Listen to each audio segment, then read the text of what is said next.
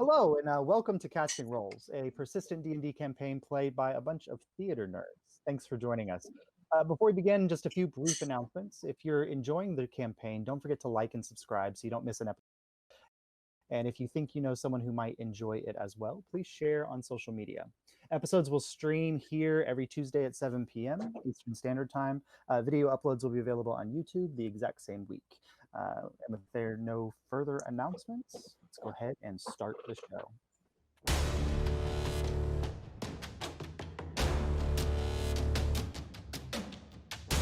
So, ticket takers. After making your way to the town of Inniswood to complete your first official contract as members of the Adventurers Guild, you discover that the issues with the town's nearby river had been growing over the course of the last few weeks. With the mill and logging town's livelihood dependent on the river, Muriel Redley, the local lawmaster, hired you to discover the cause and return the flow of the river to normal. After traveling a few hours into the woods, traversing through the muddy riverbed and along the banks, definitely avoiding many of the dangers thanks in large part to Mar, who's very familiar with the Deepwood, you discovered a large dam created by two very large and apparently mutated beavers. Proving Sora's right. After a hard-fought battle, you discovered the remains of the previous adventurer, the Great Redfield, who had promised and failed to save the town of Inniswood. And as the group was exploring the area, Soris was greeted by a mysterious and beautiful tabaxi staring him down from a nearby tree. And that's where we're going to pick up today. So, Soris, you look up into the tree and you see this tabaxi, and it looks down to you and says, good. Very good. Same side of the river or different side? So you went over to check where the sluice was heading off. Yep. And so if like the sluice is before you going down into that ravine that looks freshly kind of carved into the woods, he's in a very large tree on this side of the riverbank, just kind of up 30 feet in the air or so. Okay. Is it male or female?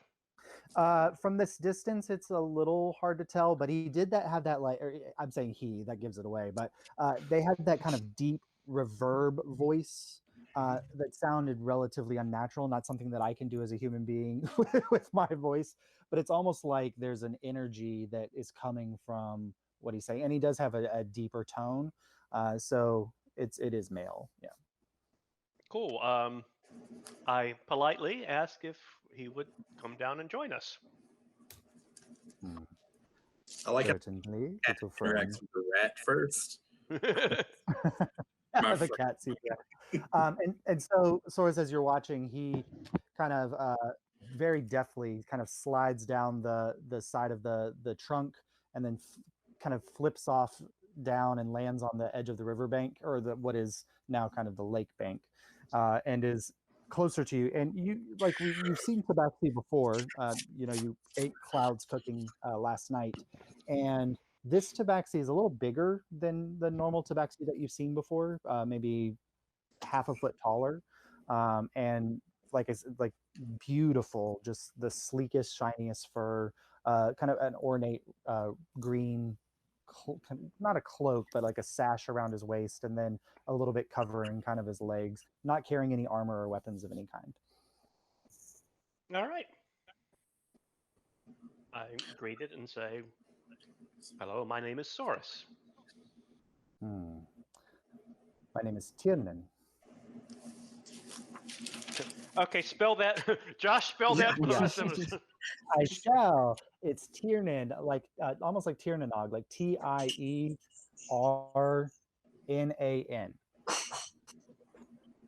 Roger that. Tiernan. Yes, Tiernan Vale. And you are in my woods. I wondered perhaps why you were, but then I saw the battle that you took with the beavers, the abomination. And so I watched. You seem to have taken care of a problem. Mm-hmm. What do you think about the river being diverted? Oh, the river. I feel that nature has taken its due course. The bastards of Inniswood have pillaged and raped the wood woods for so long. Perhaps it's good that they experience a little drought of their own. Would you care to join the rest of us? Yes, I'd be interested in meeting those who have bested the abominations from the bleed. So do you kind of lead him back towards Absolutely. the rest of the? Oh Okay, boy. so I think last we left off, Abel Mar was was calling. still coming back. Yeah, Mar. About this time, Mar does make her rejoinder to the rest of the group, and I think Abel is now drying off after falling in the water, and yeah. the yeah, and I think Kaimana was pulling the water from Wash's cloak. So that this is all kind of happening, and so you all turn and you see Source approaching along the dam, and behind him, standing a good foot taller than Source, is this Tabaxi with this very just confident gait, just kind of slowly. You can't hear any footfalls, just making his way in your general direction. Who is this person with our friend Solace? I'm sorry, I don't speak to your kind. Excuse me. Oh, He turns back to Source. So, I'm of two minds. You bring outsiders into the woods. You deal with a problem, but there's still two here polluting the environment that they stand upon. We And will he be leaving looks at shortly. he looks at directly at Abel and then directly at Mar. Although his gaze kind of lingers on you a bit, Mar, and you see him squint a little bit, but then he turns back to Source, says, "Yes, you'll be leaving. It is difficult for me to make a decision what to do in this case. You violated what you might not know as a law that I have set. No human may set foot in the Deepwood unmolested." they Well, want to post a sign. He squints. Did you say that as Kaimana there? Yeah. He squints down at you and says, "Be lucky that you are not, a man. They have been struck down for less." And you see, Kaimana, you're really perceptive, and so as you're looking at him, as he's looking at you with that kind of quip, you see his normal tabaxi eyes and features kind of change a little bit. There's, instead of a normal blink when he's looking at you, the lids cross from left to right inwards. Gosh, shit. Like he has a second set of eyelids that close as he's blinking his normal eyes, and for just a second, like the cat-like eyes take on a very different appearance, but then it goes back and it still looks tabaxi-ish. What are you into? What are the decisions you have to make? Well, recently I have established this law of the forest. I have decided that humans are no longer welcome. I was on my way to an establishment of humans not far from here to try to put it down. And I saw this battle taking place, and I thought perhaps this might be more interesting, And so I watched, and it was fun. And I enjoyed it. And so I am of the mind that because you offered me some kind of entertainment, that perhaps I let you live. But I don't know. Perhaps we destroy the dam together and we take out the town, and then we're all happy. Is that correct? We could do that as well. This is not acceptable. We are here to set right what is wrong with the woods and to help the town to mend its ways. When have men ever mended their ways with nature? Once they get a taste of what nature has to offer, they only pillage. Well, you have the ability to threaten. And by this I mean... Oh, yes. And you see for a moment when you say that, Saurus, smoke escapes from his nostrils. Mm-hmm. And he says, "Oh, yes. threats are something I understand very well. So my proposal is this. We restore the river to flow. We tell the town that they are no longer allowed in the woods, and that if they break that, then the wrath of the woods shall come down on them. We fulfill our obligations that we had promised to. If they follow these guidelines, then everyone can coexist peacefully. And if not, then they have been fairly warned and get what they deserve. I'm not sure peace is something I'm interested in. Well, I'm sure there'll be the occasional person from there who will think they are an exception to the rule and wander off into the woods for you to play with. That would be very nice. Things in the Deepwood are changing. Those who used to control this space are distant memories, and so I am now in charge.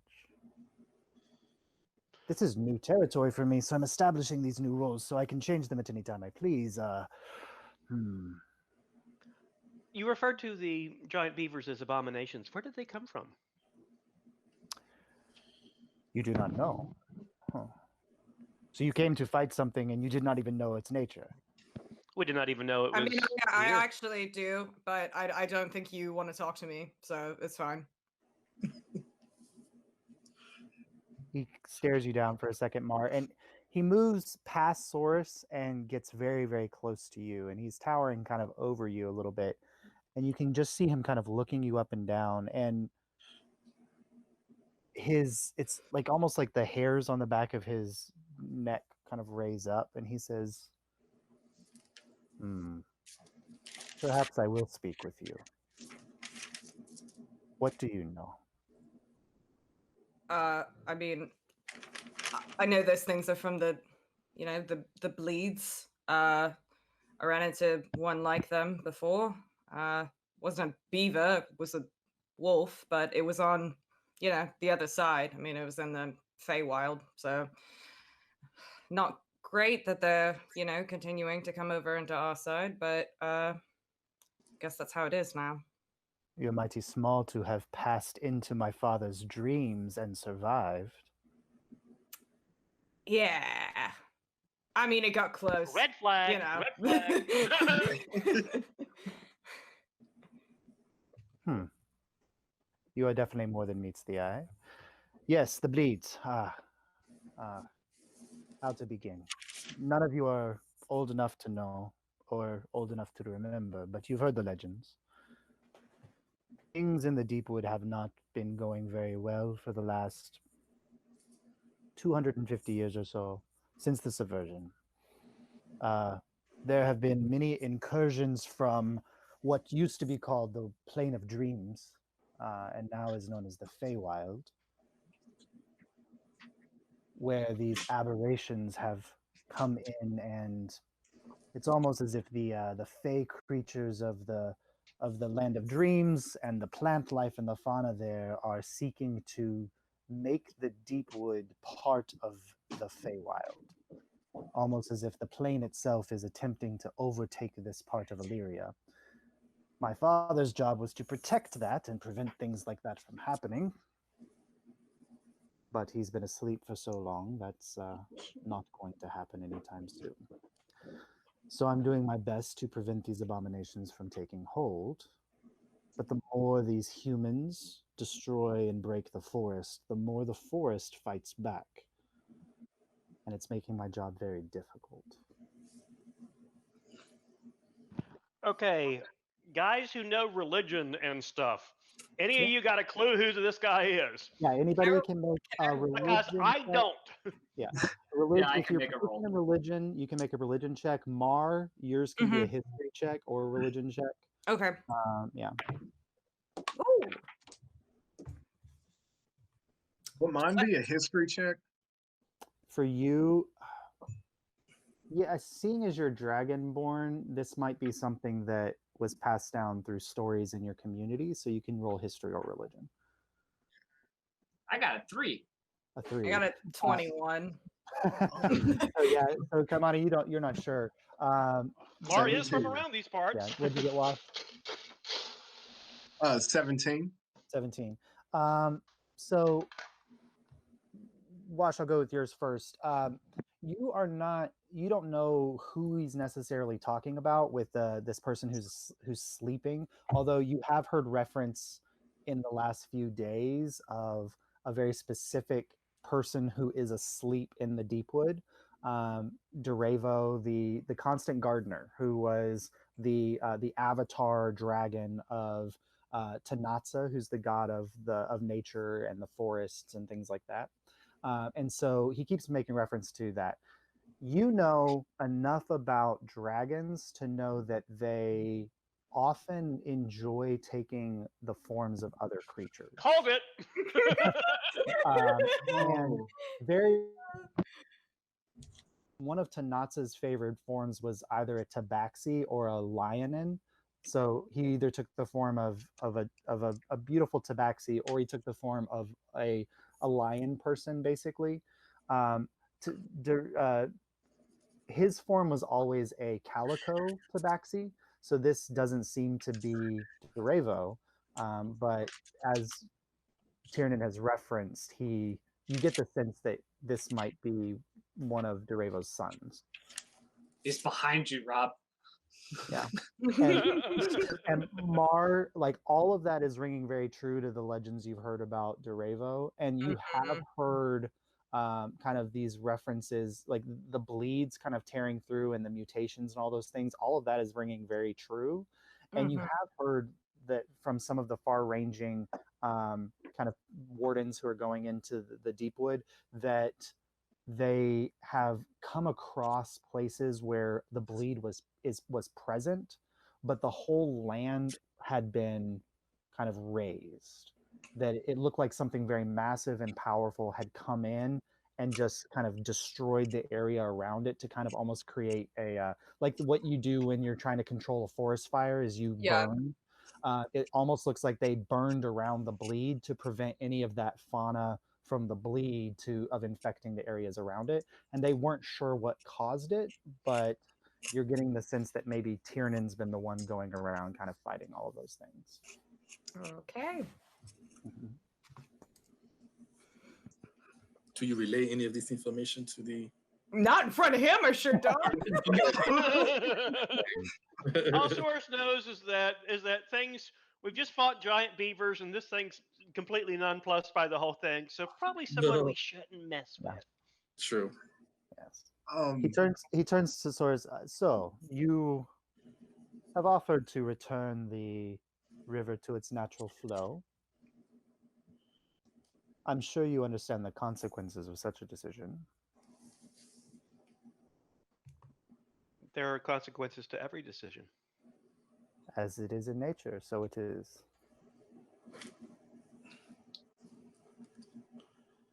I would be happy to help.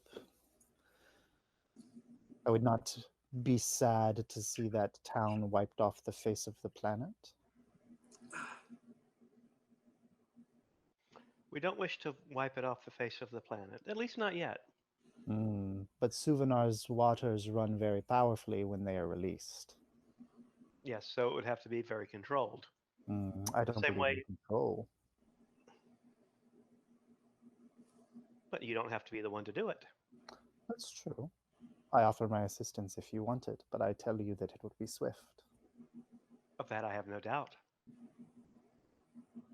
I think controlled in this case. Do reverse of the process that got it here, because it did not shut off overnight. It took the course of several days. We release it in the same way. We return to the town. We give them the ultimatum. And then they are on their own recognizance. Being fairly forewarned, should the wrath of the forest come down on them, then they've deserved it. The wrath of the forest or the wrath of mine, I suppose. You are Lord of the Forest, so that is your wrath. Oh no, I shall not call that. I am in charge right now. I am making the law. But nobody controls the Deepwood anymore.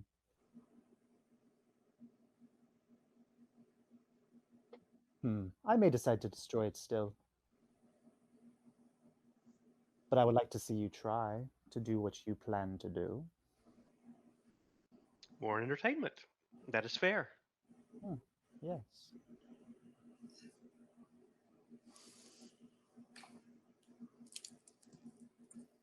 He kind of looks across the group. And he goes back and thinking Source, and he's like, I've not seen yours before. I know all of Tanatsu's children. He looks across at Kaimana. He says, even though you bathe in the light of Suvanar, little one, you are one of Tanatsu's birth. He looks over at you, Mar, and says, you've been touched by Tanatsu as well. But you, Are sadly unique. Yes, very. Are you the only one of your kind? That I know of. And I was made. And I'm trying to stop that from happening to anything else natural. What do you mean made? I was once a normal rat of the large variety, but a scientist, magician, madman took and deformed me into what I am now. A human. Anthropomorphic rat with human-like qualities, yes. Able to converse, think. The one who did this to you. Oh, yes. Yes, he was human. Damn. And he shall pay if I can ever find him. Throw me under the bus, bro. If you... This is not something that I would like to see stand. It is as abominable as the beavers that you find there. Something that did not have a choice in its unmaking. If you find the one that did this to you, would you like me to help you put them down?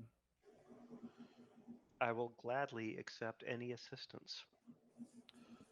He kind of flicks his claw a little bit, Mhm. and he pulls out from seemingly nowhere a stone, Mhm. and he passes it off to you, Saurus. Okay. And you see on the face of the stone, it's carved in the head of a dragon. Mhm. Your friend here, and he points at Mar, can teach you how to use this. But only use it when you have found the one who has done this to you. And I will help Understood. you put it down. I understand, and I my thank you. responsibility to uphold the laws of Tanatsu. Until my father wakes, I will do that. I will protect nature at all causes. So you have a friend in me, little one. I bow. He kind of nods a little bit. Mar, you recognize it immediately. It's a sending stone. Mm-hmm. Which is great, because I wrote down summoning stone. So Two-way communication device. Well, I put it somewhere safe. if any of you still have any questions, or are you going to get about your business? You may ask one human. Would you allow me to travel through the woods safely, knowing that my intention is to set right what has happened and keep the darkness from spreading in your woods? You may travel out safely. Can I But persuade maybe, him? let's see. I might change my mind.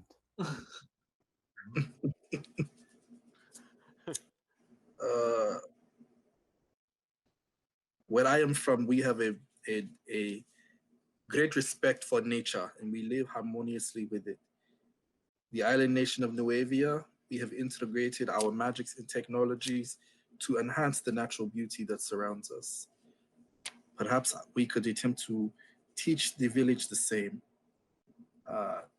It would be sad for you to have so much blood on your hands. It would make you no better than the humans who. Do not seek to lecture me, little one. You had my interest This is until you fair. started talking about blood on my hands. This is fair. Nature is not about good or evil or these petty games that humans with their temporary lives play. Nature is about balance. And I've heard legends of your Noevia. I've heard that they reached very close to the sun and saw their waxen wings melt away. I've seen the shadows play across their lands. I've heard battles, ancient, in the cloud cities beyond, about Noavians who reached too far and too fast and found something in the veil that they could not quite put down. Do not allow the arrogance of one who thinks they have found intelligence to believe that it can conquer the trees or the wind or the rivers. I appreciate what Noevia has become, but it was not always so.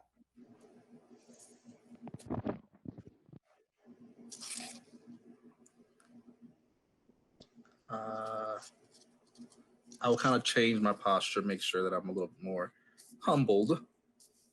And I will say, this is true. My wish is that during my travels, I could perhaps bring similar wisdom to other nations, to this nation and other villages that we encounter. I wish you luck in that. You will not find very many listening ears in Alyria anymore. Things have changed.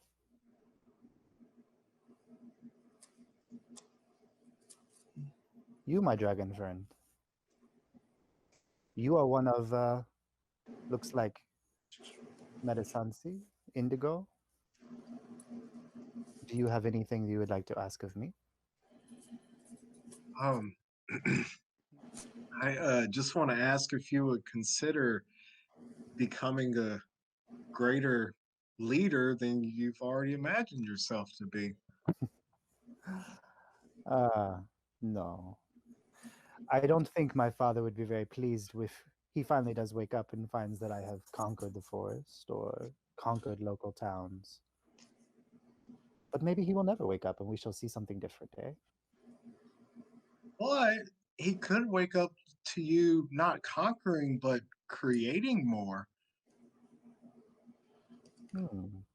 Like what? If you, well, you know, sometimes when humans get attacked by the forest, then they come in with even more humans, and they're so good at bringing more numbers than just even a greatness like yourself could handle. So maybe you could think about us being a trial period. And Do you think I am alone? no, but they aren't either. That's true. Well, I've given a little leave. We will see what happens. I'm allowing this one to walk freely from my forest. I've made a friend of one of you. Perhaps things might change. But what occurs in Inniswood after this will make that decision, not me. Thank you, Leech. Watch as like a head to the floor bow. With flair. Yes. I don't expect you to be afraid of me, but I appreciate the reverence.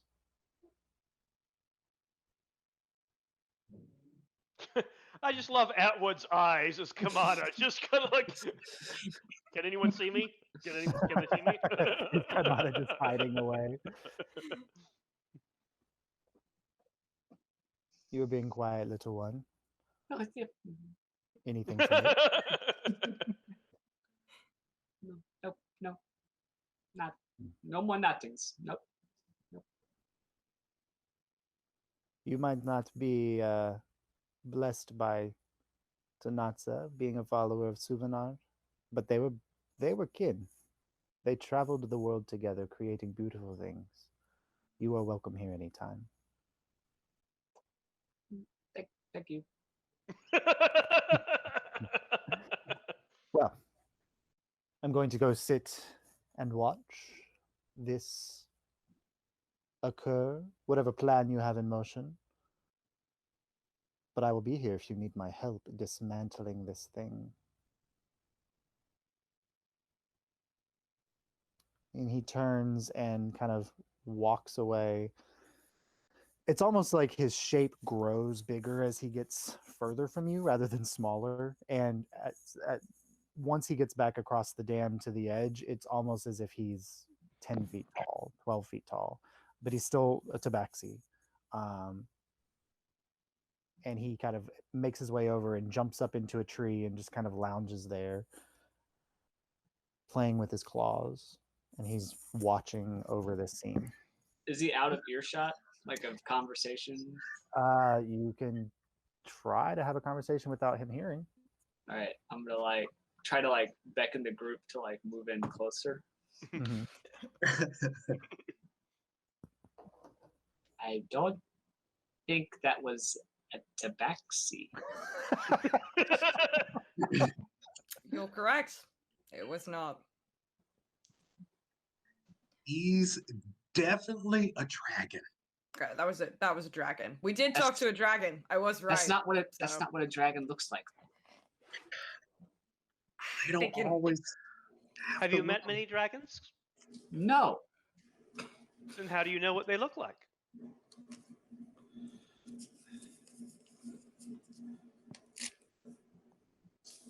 Are any of you dragons? Well, put some wings on me, and I hold up my cloak. No, this is pretty close. I'm gonna hide behind Mar. No, I don't think he's a. I mean, I don't know. Can you breathe fire? Is that like a thing that you can do? It's just lightning so far. Anything else is just like. No, I mean, Very I'm a fan of lightning. I mean, that's great. That's cool. All right. Well, what the fuck are we So- gonna do about this dam? Try to I think- dismantle it in such a way that it doesn't all come flailing down at once, flood this, and wash out the city. Yes. Does anybody have experience tearing down a dam? It's got water behind it. I think I can make something work. That is, take down the first couple of layers at a time, let it drain over, settle back down, take the next layer off, kind of work our way down. So we'll need to remove a few trunks at a time and hope the whole thing does not give way beneath us. Should be simple, right? Abel, roll a just roll a general intelligence check. That's the is this possible check. Take it slow. Okay. Wait, why didn't it roll? 15. 15. So you have spent some time in your studies working with the artificers who are in charge of the architecture within Nuevia, and so you kind of generally understand the architectural makings of certain things and what provides structural support. Looking at this, you're not certain what might occur if you break the integrity of one part of the dam, if it might disrupt the integrity of more parts of the dam in a way like almost like a chain reaction that you couldn't control. It looks like the way that the things are interwoven, you kind of are seeing that the pressure points might, with that much weight of water, that it could potentially cause a mass overflow if you're not very careful in whatever you decide to do. Stone on either side. This was a dam built by huge demonic beavers. I don't think like there was a sound construction plan if Yeah. we put it together. I And as mean, quickly as it was built, you don't know. Like, Should we try building a smaller dam in front of this one? maybe we can like, Russian doll it, right? We just do progressively smaller and smaller dams. so the rest of the Um, campaign either- is just either side months of of the- you guys building a dam. either side of the dam, is it stone? Is it hard packed earth? What is Okay, so when you guys got up to the top, you got a pretty clear view. So that what you noticed on either bank was kind of this rising escarpment of rock, and that kind of spread out in a very large basin. And the lake that is currently behind the dam is filling up that large basin of stone. It's almost like you could imagine that something like an impact crater or an ancient caldera or something like that was maybe here in this depression in the forest, and that the river had been coming through kind of the central area of it, but since they've dammed it up, it's starting to fill up that whole basin area. I have an idea. it? Okay. What is your idea, little friend? We want the people to leave the town, right? Not necessarily. No, not necessarily. We don't want them to get killed. I mean, What if two of us stayed here, broke the dam in a day, and the rest of us ran back to town, and the more persuasive of us ran back to town.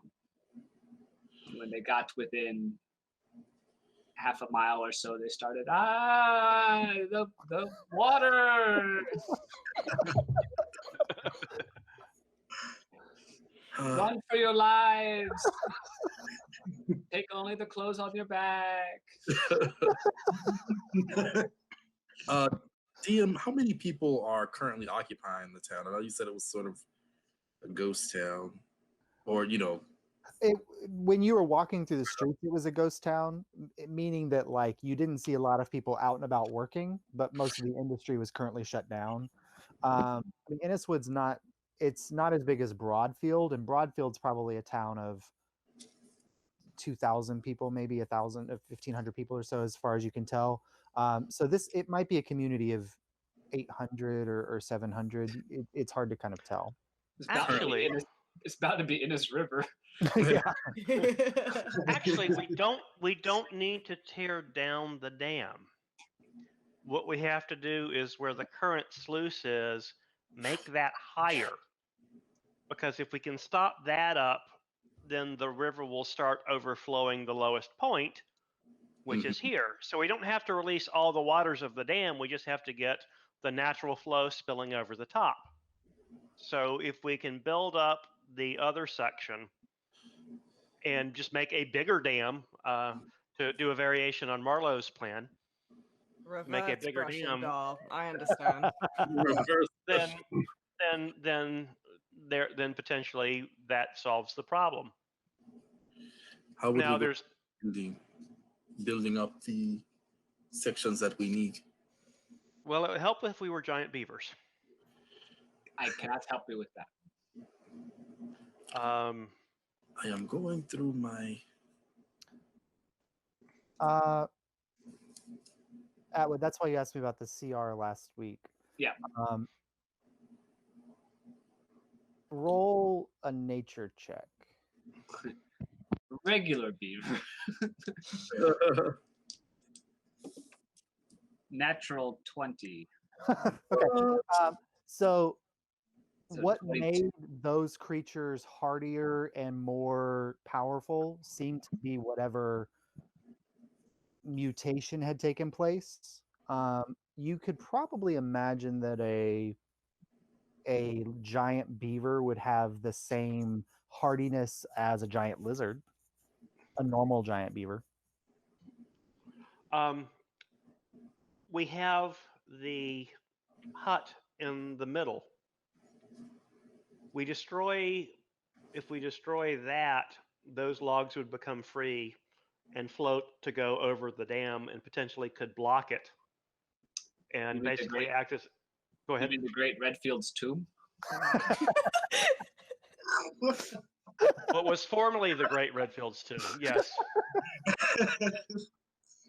But potentially that could clog the sluice, like stopping up a drain and get us what we want. If not, it at least puts logs over in the general area of where we need them without us having to pick them up. Then it's just a matter of locking them in place.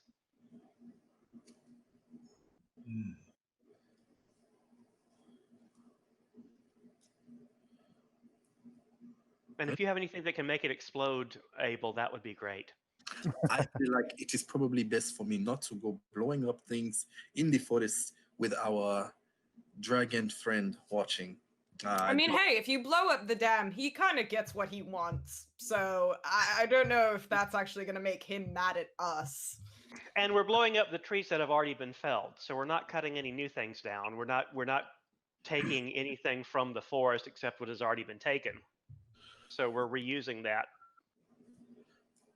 He'd probably be upset that he was not the one to do it. If you turn and look for a moment, and he's literally just like laying on his back in one of the upper branches, his tail like dripping off like Bagheera style in Jungle Book. And he's just like kind of looking at his nails and seems maybe ready to doze off because nothing exciting has happened yet. But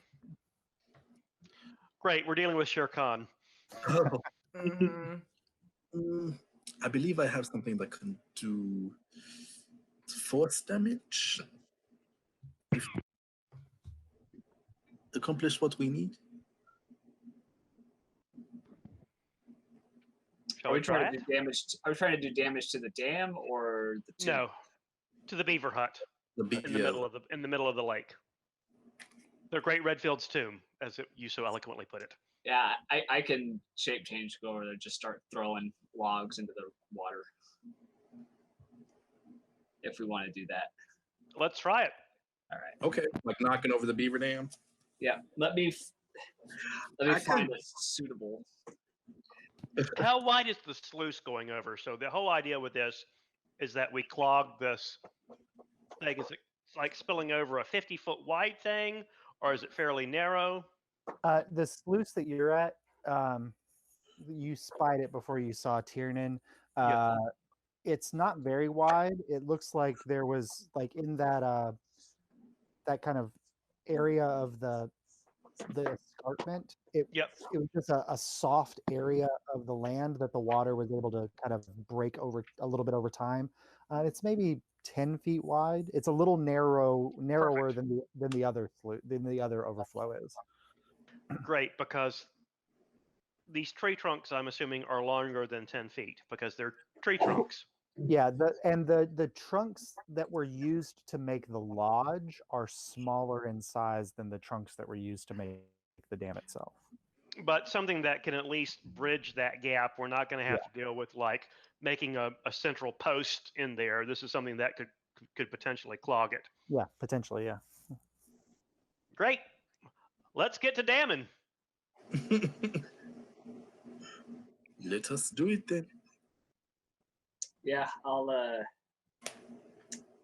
trying to think what would be better, the giant lizard or a giant badger? Badger would probably be the closest in stats. Let me pull up. I'll pull up the stat block I made for the other one because it would probably be pretty similar. Let's see. Lizard's Come on, a badger don't care. What's the badger's strength? 13 on the badger. It's 15 on the lizard. Okay, yeah, no, go. This would be, yeah, the giant beaver would probably be 15 because they got a bonus to their strength. They were 17. So yeah, so let's go with 15 on the beaver strength if you go beaver. Okay. Badgers, we don't need no stinking badgers. Yeah, that's sorry, I had to. So actually, I'll swim over to the island first because I don't think lizards can swim. Okay. and then I will shape change. Do you climb up on the outside of the lodge? Yeah. Or do you want to go into the lodge and break it from inside? Oh no, I'm gonna drop I'm gonna drop it down from the outside. Okay. All right. So you I kind of feel eye is crushed. you scramble up the side of the thing, and then you transform into your large lizard form. Go ahead and roll a strength check to see how quickly and how much you're damaging the lodge. That is a 13. 13. So as you're kind of breaking into this, it's fairly well constructed, even though they probably hadn't finished building everything, and you are starting to kind of knock things off and kind of separate and break things, but you get to a point where it's interlocked in a way that makes it a little difficult. You might need something to kind of help you jostle this apart to kind of separate the construction. But as you are knocking some of the things off, you're watching them fly over into the lake, and they splash in, and they're heading over, and they head directly towards the sluice. And they kind of line up and go over. A couple get turned the wrong way, but then they get knocked loose and tumble over as well. So if you had some assistance, it could go a little bit faster, and you'd be able to break more at once.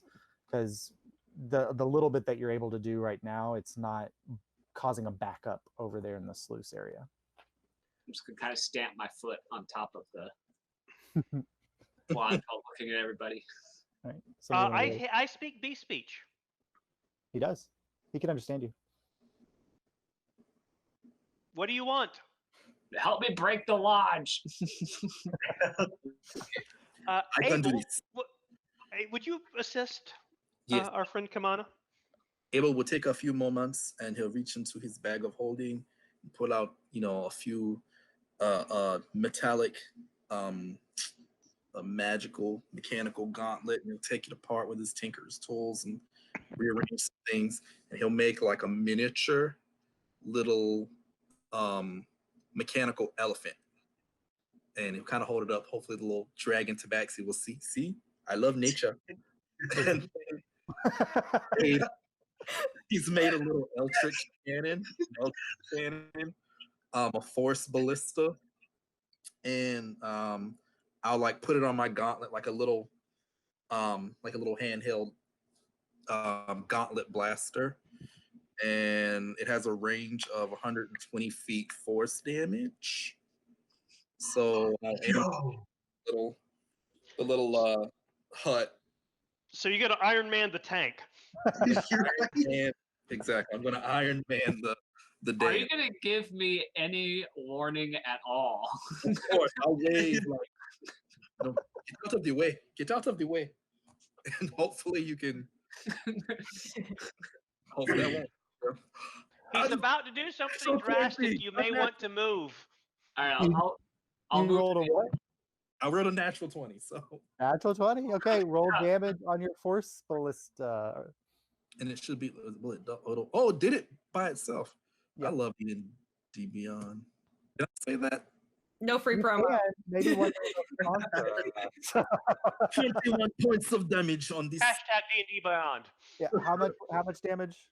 21 points of damage. 21 points damage. All right, so you all see like he places this little elephant there, and he aims, and you see that the ears on the elephant kind of unfold, and suddenly they kind of light up and start kind of sucking in the light around them a little bit, and then the little elephant's nose peeks up, and it releases this little sound like roar, and this blast of energy fires from the snout of this elephant and barrels across the water, and you can kind of see like the force wave of the waters being kind of pushed aside, and it slams into the side of the lodge.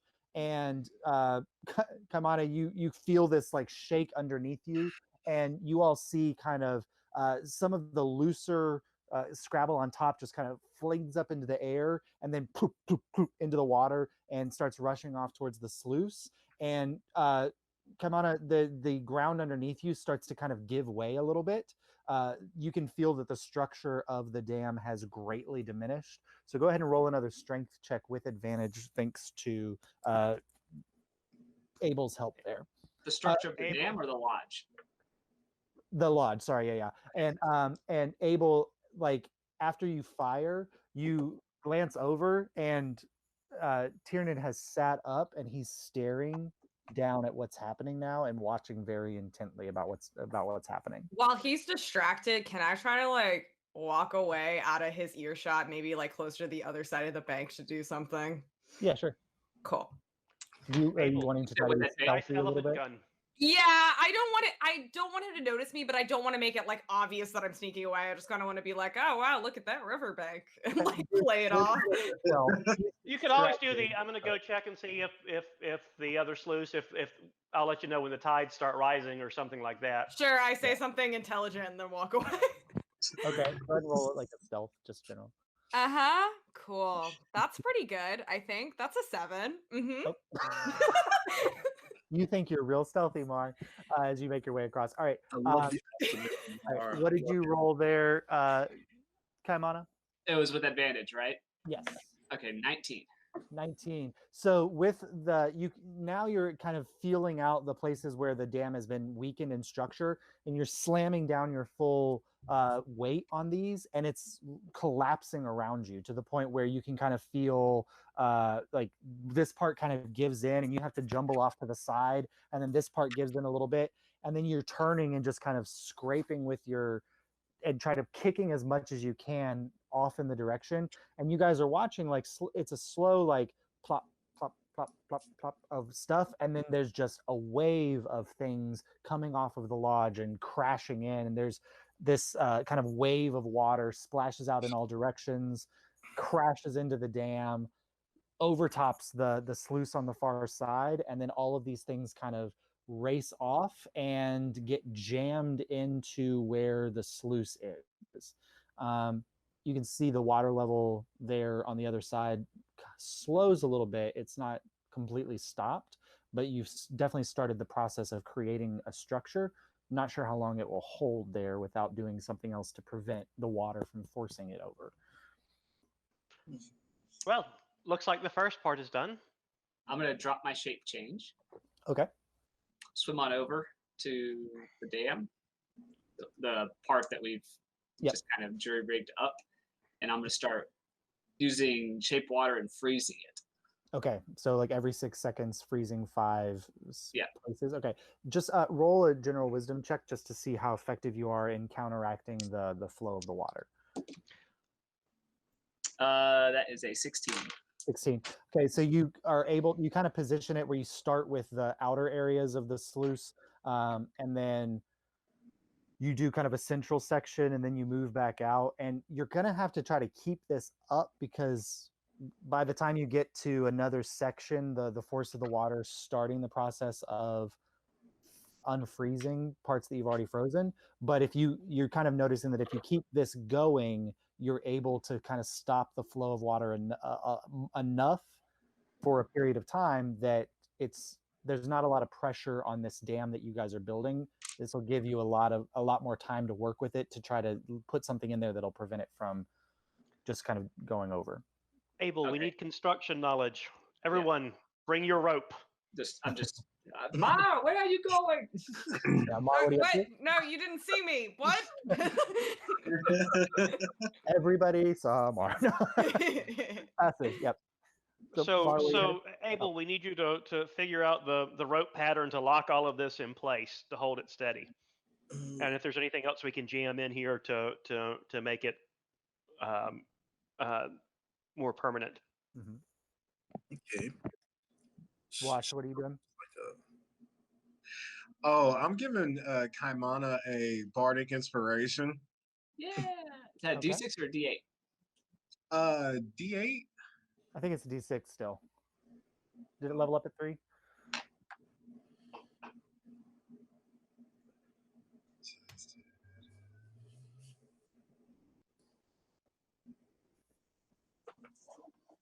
Yeah, it's still a D6. My bad. That's cool. But you also get the note of potential.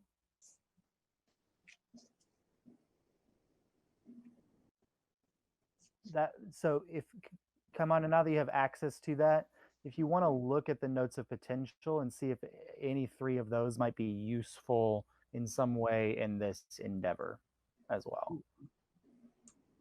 You can play around with that. Yeah, Right. D8 at 5th. Yeah. So Mar, what you heading off over to do stealthily? First, I want to see if I can check the woods to see if there's anybody except for our new dragon buddy hanging around Go ahead and roll a that I can perception check. see. 20, not natural. 20. Kind of getting over to that side of the woods and kind of peering around. You don't see any other watching eyes. Off in the distance, there is some movement, what you think is probably animal nature of some kind. There are no people around. And so as far as you know, there's nobody else watching around where you are. Okay. I'm going to pull out my sending stone. Okay. And I'm going to say, are you still watching or did you not see that? After a moment, you kind of hear a little chuckle. I'm still close by. Okay. He maybe wants to fuck with the order. He wasn't super clear and he wasn't really gelling with me, so I didn't want to ask, but I'd be on the watch for, I don't know, dragon attacks. Good call. I'll make my way quickly back and put the order on call. Cool. See ya. Hang up. I just put it away. I don't. As you're putting it away, you hear just remember to always hold on to your end. No. Whatever you do, don't. I will not listen to any more words of wisdom. And I go back to the group. That's funny. Okay. I guess can Abel make his way over to the section of the sluice that's now become jammed up with this debris? And yeah, the dam goes all the way over to the opposite side, and the sluice is on the lake side of the dam. So you can walk along the dam to get all the way over there. Okay. Is there anything that we can do to help shore up these logs and debris? Go ahead and roll an investigation check to see if you can spot the elements that would be the best for structural integrity. Oh, I have a crowbar, a hammer, 10 pythons, 10 pythons, and 50 feet of rope. So, Yeah. investigation. I wrote intimidation accidentally. Intimidate the dam. 14. 14. Okay, so as you're looking at this, it's difficult for you to see the complete structure because a lot of it is underwater. But you kind of get the general sense that if you were able to bind some of the larger logs together towards the center, that they would hit the edges and remain horizontal rather than kind of flipping and going over.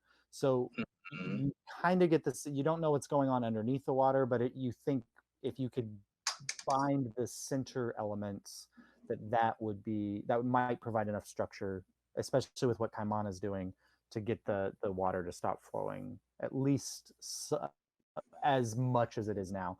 I guess the goal might be to just slow the water so that it rises a little bit more, but yeah. Okay, so I have 50 foot of hemp rope. Okay. And I will see if I can make my way over and tie some very tight, intricate artificer knots around these logs if possible. Roll a perception check as you're making your way over there. Oh, jeez. So nervous. The beavers, they're back. You're looking very closely at this, but I just want to make sure you pick up on the whole surroundings around you. It's a hydra. A giant hydra comes from Nacha. Yeah. 18. 18. Perception. So you're focused a lot on this debris from the lodge, and when you start to just okay, I'm going to make my way over there and do that, you realize like one, the current of the water is relatively quick. Two, now you can see over the edge, the water is pouring over this escarpment of rock, and it is falling into a ravine that you can't see the bottom of. So Okay. you get a sense that maybe you might, if you go try to swim out into the water, that there's a potential that that you could also go over and get taken. You might die. Yeah. Can he tell someone else what to do? If he can try to communicate that to somebody else, yeah. Because what I'm thinking is I'm the most dexterous, so I'm going to go out on top of walk on the jammed logs, and wrap it from there with the second rope tied around my waist and anchored, with Mar holding the and Mar and Wash Fjord holding the other end of it, so that if I go sailing, they can pull me in. We don't want to rely on my strength for this plan. That's why that can't be what we're doing. Well, there's 50 feet, so you may be able to tie the other end around a tree, but Yeah. it's also you and Wash. It's more than one person. So basically, you would be helping Wash, which would give Ben advantage on the roll. Mhm. Also, too, my unseen servant will be tied up with us. Can we send the Kinky. Cool, an invisible person is stronger than me. That's really rubbing it in, guys. Actually, yeah, Abel. servant? Just send the unseen servant out to do this. Well, he's not the best at tying knots. No, we've talked about this.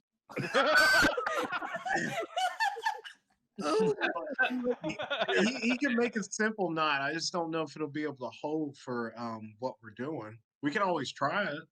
Yeah. What if I also cast Mage Hand to, help him tie the knot? Yes, and I'll put a light on where his hand is so you can see where to put it. Okay. Right. Awesome. Because this is going to go well. Compound spelling, and I like it. Working off of each other's strengths. This is gonna look like a cutscene from Fantasia. Meanwhile, Kamana's just freezing the hell out of the water wherever they can. But with like an invisible rope or invisible hand and an invisible servant, just like this rope is just going to be dancing through the air and tying itself. Is Mage Hand invisible? I thought Mage Hand. No, it's spectral, so you can slightly see it. Yeah. Okay. Okay, so let's go with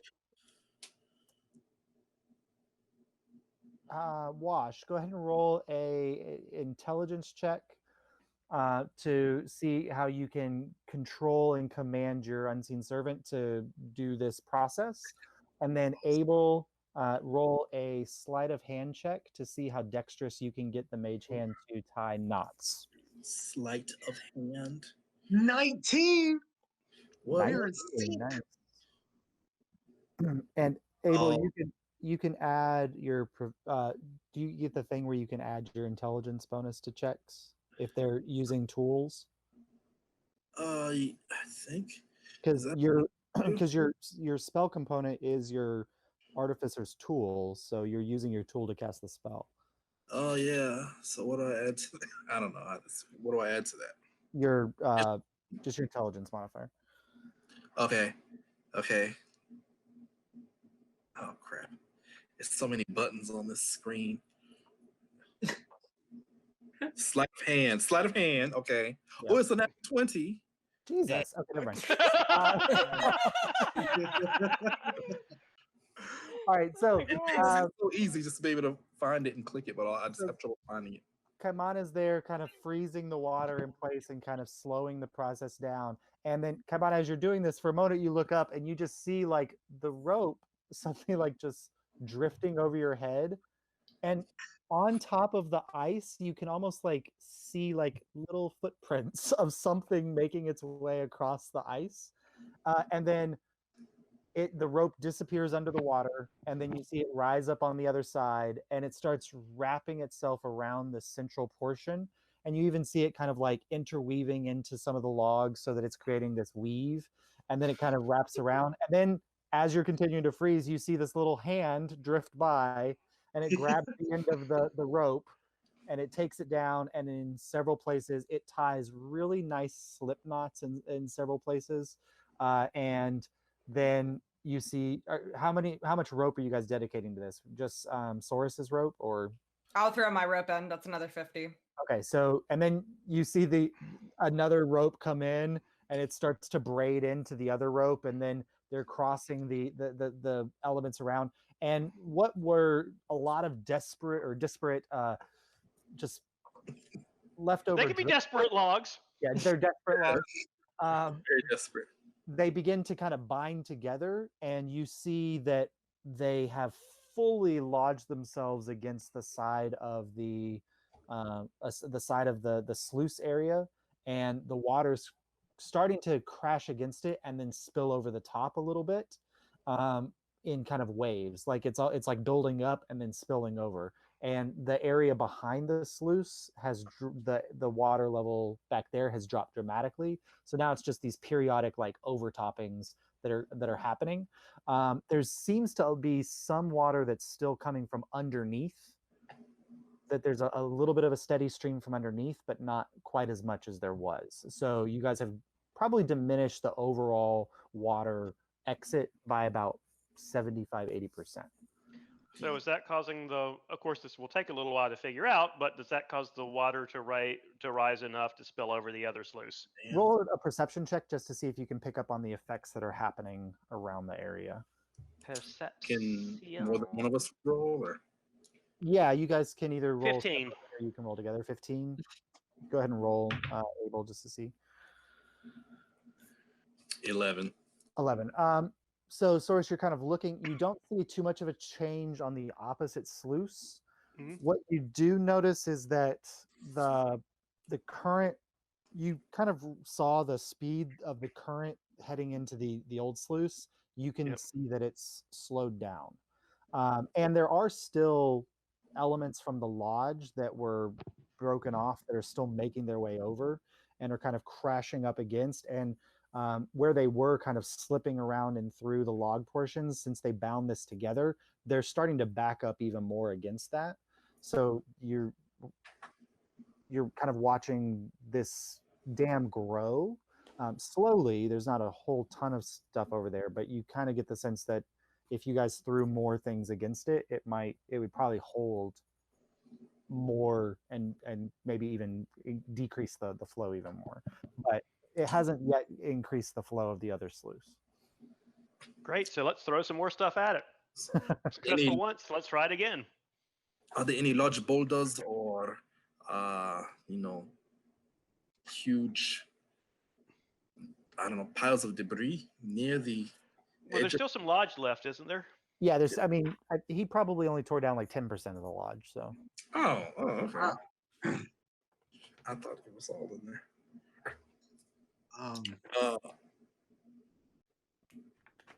Who can we get more of the debris into the river? There's the whole lodge. Yeah. You want to take a stab at it? Your cannon. Basically, can Kamana's shapeshift Oh, again. I got one more charge for the day before I need to. I mean, would hitting it with my swords help? Would that do anything? Just gonna start chopping. You I can mean, try. if I can get the right angle, I can shoot it with my force ballista. I got that for like an hour. So Yeah, just hit it with the cannon again. Okay. Yeah. Go ahead and roll any number of attacks you'd like to make against the lodge. 3 is a good round number. 3 is a good round number. Okay, Actually, it's an odd number, but anyway. Every 6 seconds, just boom, boom, boom, 3 shots. Okay, go ahead and roll. Looking as much. I gotta find it. Wait a minute. Fly like paper, get high like planes. All I want to do is. That was almost a 19. Okay, 14. What the hell? What was the first one? A 14. Okay, roll the second one. It's a 1 plus 5, so 6. Okay, roll the third one. Big geyser of water. A 13 13. Okay, so you fire the first one and you make kind of contact in a space where you'd already softened things up, and you see another kind of explosion of loose debris flying out. The second one you fire and it hits. It does. I mean, it's a giant lodge. It'd be really embarrassing to completely miss. And you But you do. you hit like the base of the lodge and nothing happens except you see like you've exposed like a foot. Oh, the dead guy is still. And then you lift a little bit higher and you fire again, and this time you hit kind of towards the roof of the lodge, and the whole like top half of the roof bows inwards and then starts to cave downwards, which pushes more things out into the water. And there's a pretty substantial wave of things that are wash out in and start making their way towards the sluice. And you guys watch as it builds up and builds up and builds up around the edges, and it kind of curves around the brace that you created, and holds. The water cuts off completely from the top of the sluice. There's still water coming from underneath it, but you guys have mostly killed this water on this side. The Russian doll mostly seems to have worked. Very good idea, Ma. Very good idea. I have to take full credit for everything that happened here. Yeah. Rightfully, not us all together. You might take the credit. Are you still over on the other side of the dam? Yeah. Well, I would have rejoined by this point. Okay. That conversation didn't take long. No, and as far as you're keeping an eye out, you see some of the particles that fell off of the dam are no longer making their way through this current. They're now going into the other current, that the other current seems to be growing in strength and is pulling more items towards the dam and the overflow of the dam. I pointed out to the group. Good. We should make sure nothing jams there. Yeah. But the plan seems to be working. Is this Are you still trying to freeze things, or did you move out of the way? I'm out of the way now. Since Okay, good. Yeah. is You it relieve The first explosion. It's like, and I'm gone. uh, And Oh, I actually, just- a little water coming out of the bottom isn't a bad thing because it relieves the pressure on it, kind of like a spillway, like in real dams. So I'm just imagining if any civil engineers are watching, just how Screaming, cringeworthy- shaking their I, fists. I deeply apologize if my And We are fantasy. bending the laws of physics, but not breaking them. there is a Exactly. dragon. This world has in the form of a magic. cat. magical dam. A So giant talking cat. ever since the first blast from Abel, Tiernan has been watching this very closely, and he is now sitting like with his paws up on his chin, and he's looking down. Part of me wished that hadn't worked.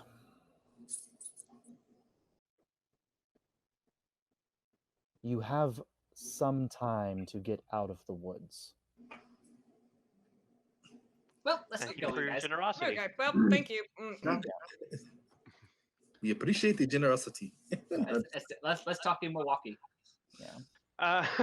And oh, look at the time. Okay, gotta go. We all Scooby-Doo run away. If anybody wants to insight him, but you can probably get the sense of what.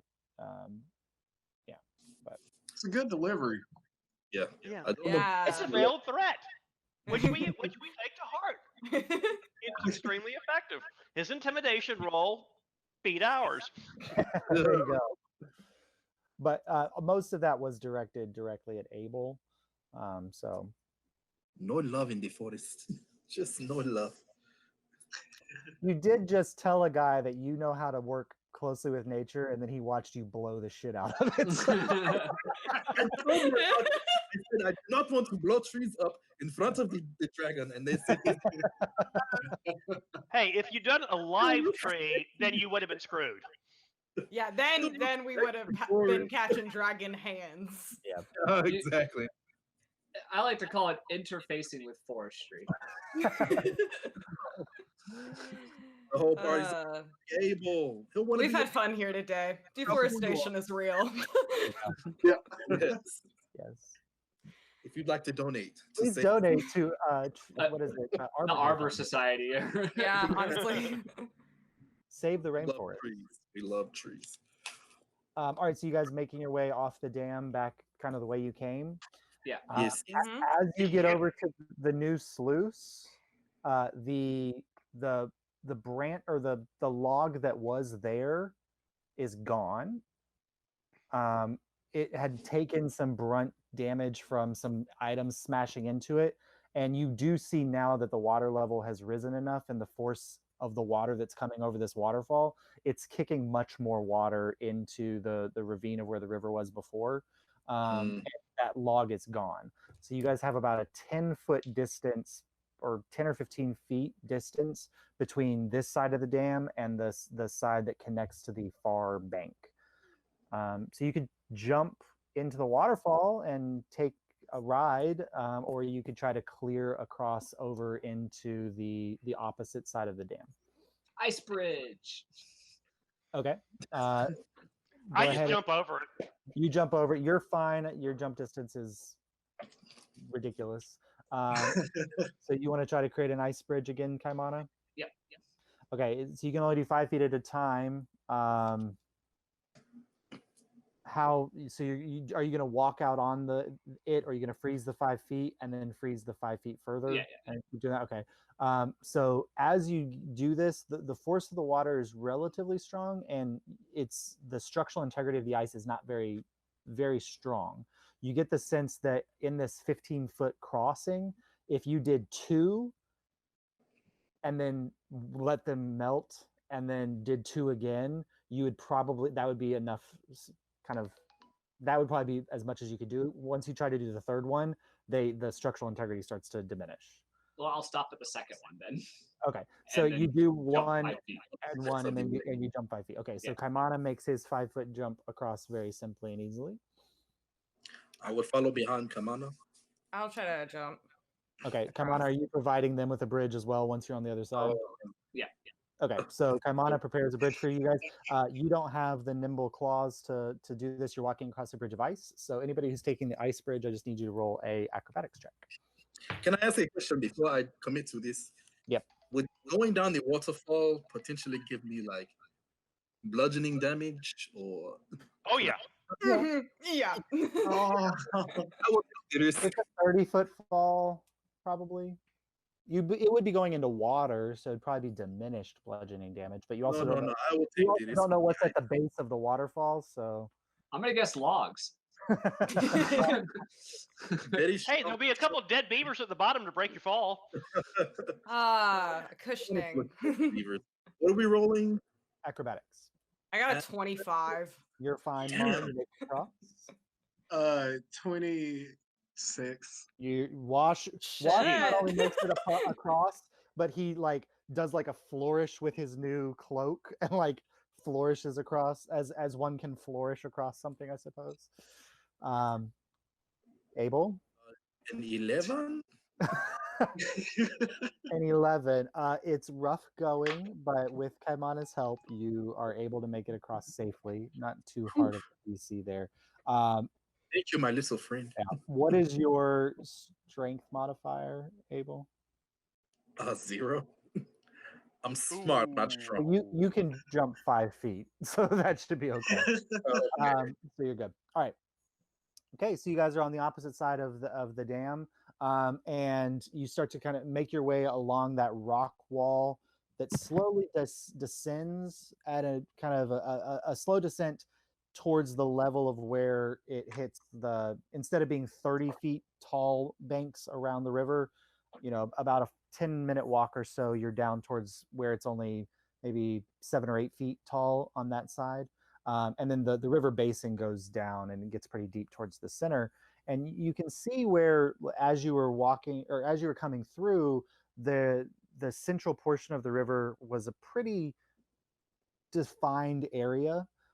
You can see that it's growing out, and there's land that was formerly wet that is getting kind of darker with mud.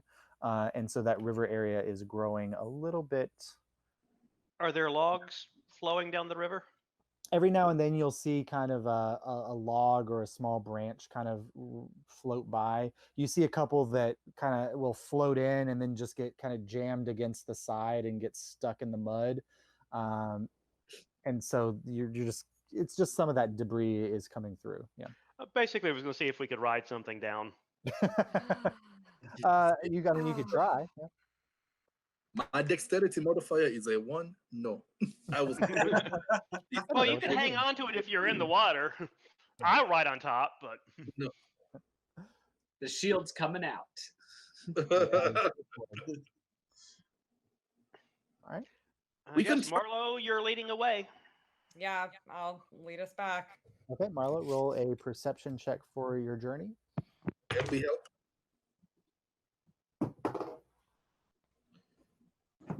That doesn't look good, Grace. I mean, it's, you know, it could have been better. I'm gonna admit it. It's a 9. It could have been better. Okay. Okay. I was thinking 3 or 4 with that expression. So. No, it was a 5 plus. So, yeah, 9's not great, but it's not terrible. And you are distracted by like this. I'm looking at the logs and I'm thinking like, that'd be so cool, but that would ruin my image if I tried to like, you know, like jump down a log and I'm like, I can't. Like, that's what's getting me. Yes. So Marlo's a little distracted as you're making your way down. But with passive perception, Kaimana picks up on this for sure. Kaimana, you hear this kind of faint groaning sound. Like there's some pressure being pushed against the dam. It doesn't sound like catastrophic by any sense, but the water pressure definitely seems to be building up enough that you can hear kind of the shifting of logs in the dam as you guys are making your way down. And at some point behind you, you hear like the flap of wings. And you turn and you see that a dragon very similar to the one that you all saw coming into this area is kind of circling higher up into the air and then seems to be flying deeper into the woods behind you. Okay. All right, so you guys are making your way through fairly territory that you're at least somewhat familiar with because you came through this the first time. Are you gonna stay along the bank like you coming through, or are you gonna march through the riverbed itself? How deep is the water again? So the water in the center, you're not exactly sure how deep it is, but if this riverbank was all full, there'd be parts of it that would probably be 20 or 30 feet deep. So you're not sure how much at the center is there. You're probably maybe 10 feet. Yeah. I think we walk along the bank where we walked along the bank before, and that area where like the scary plants were and the spiders were, we go down and stay as close to the edge as we can on the riverbed. Okay. All right. So you guys are avoiding kind of those areas with the fireflies and things. There is the point where, like on the far riverbank, you pass that that web, and where there were just kind of like the desiccated remains of creatures. The sun is not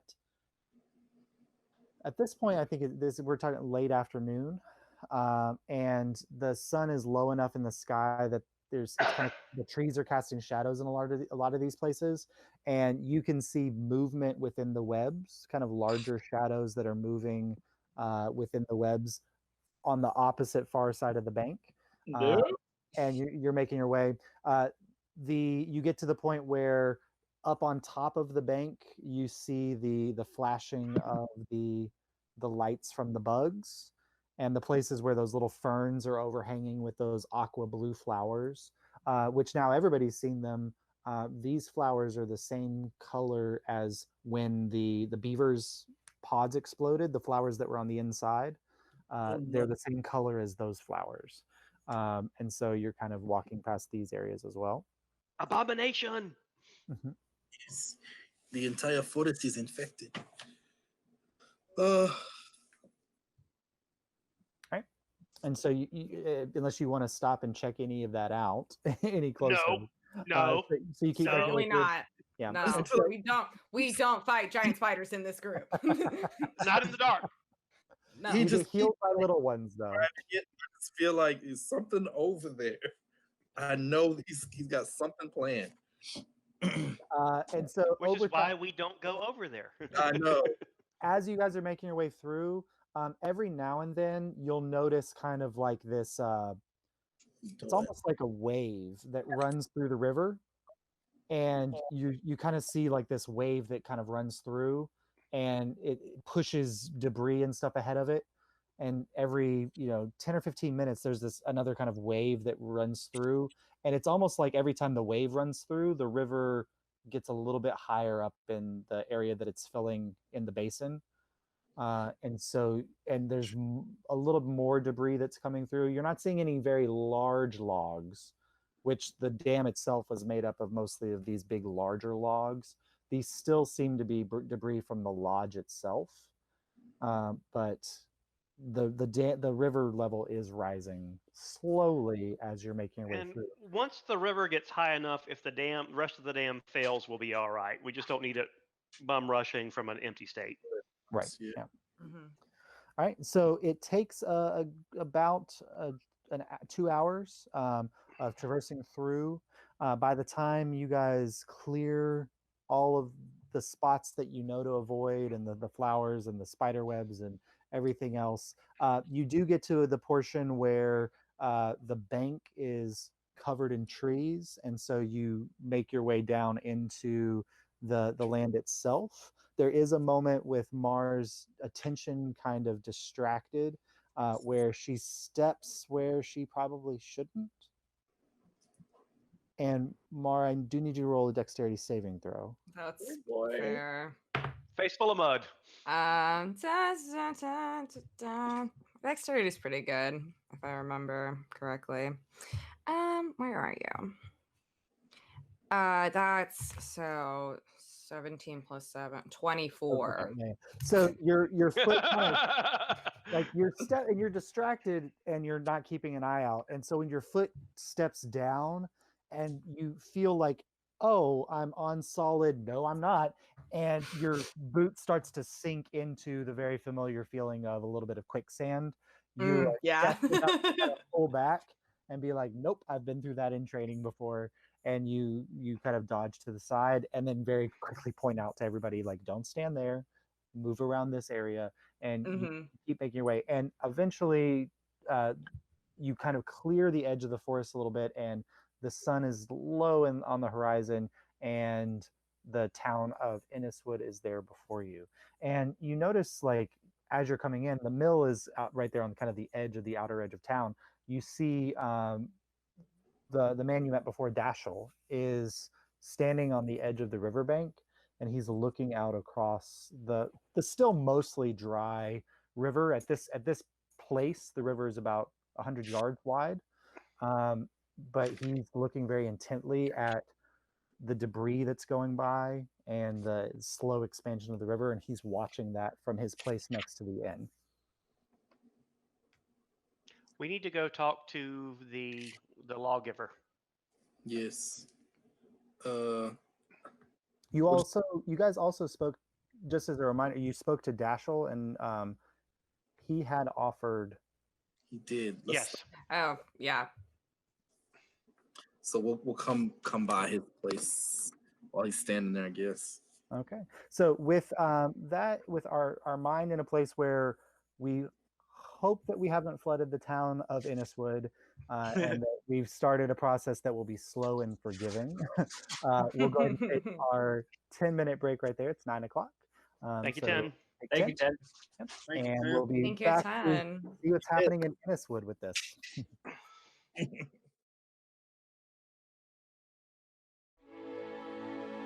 All right, so welcome back from the break. So we're going to go ahead and continue with the aftermath of our dam excursion into the town of Inniswood. So you guys are walking out of the riverbank area, and you see Dashel Cask there at the mill, kind of overlooking and looking out at the river. And you guys are, I think you said you're walking towards him. So Yeah. and we're backlit by the sunset because we're heroes. There you go. Yeah. And then a wall of water. No. In Secret of slow motion. Secret of any good entrance is backlighting. There you go. I'm trying to place. We saved the see. city. Trying to figure out where the sun would be. So you guys are coming It wouldn't from actually be, but the east. No, it'd be off to it'd be kind of on your left. So you're kind of side lit by the. We sun. circumvent Can the I, town so we can come in at the sunset behind. I have like dancing lights, like light the other side. We're not. Oh lit sure, by. 100%. Oh, There we go. nice. All right, so you walk up, and Dashiell's not really paying. He's kind of watching the water, as he looks like somebody who's spent his entire life observing the river and observing the water, and he's looking at it very closely. And finally, he kind of sees you coming up, and he's like, "Hey, I guess this is y'all's doing." So, yes, my friend, we have fixed the river for you. There was a large dam blocking the water. Hopefully, this will fix the problem. Well, But the town has made enemies of the powerful beings who live in the forest because of the way you have abused it. well, that's I just run the mill. I don't have control over that, but right now the wheel's still not turning. So we you said you fixed it. we felt like it wasn't advisable to have a 300-foot wide wall of water wash down and wash the town away at once. That's Exactly. As it was probably a slow reduction, it will be a slow refilling, but it will refill. well, that's probably a good idea. I'd hate to see the mill get washed away. Well, I can see the water steadily rising, and it'd probably take at this rate a few days for things to get back to normal. But if it continues at this rate, then you definitely have done a service for the town for sure. We appreciate it. Yes. It's hard for me to not adopt that accent. Just getting in my head. Dashiell Cask. Dash okay. Oh, I thought you were talking about Ronnie's Wakandan accent. Honestly, both are very Honestly, yeah. difficult. Lord, I'm waiting for the I've day you lost all all get to sense. Nuevia, and I have to try to do this with right. So, Lord. All right, so he's looking out. He says, "Well, I promised you all some, pittance for help for your aid. I assume that this is fixed and is going to look right. Who did y'all say you were again?" The Ticket Takers Club.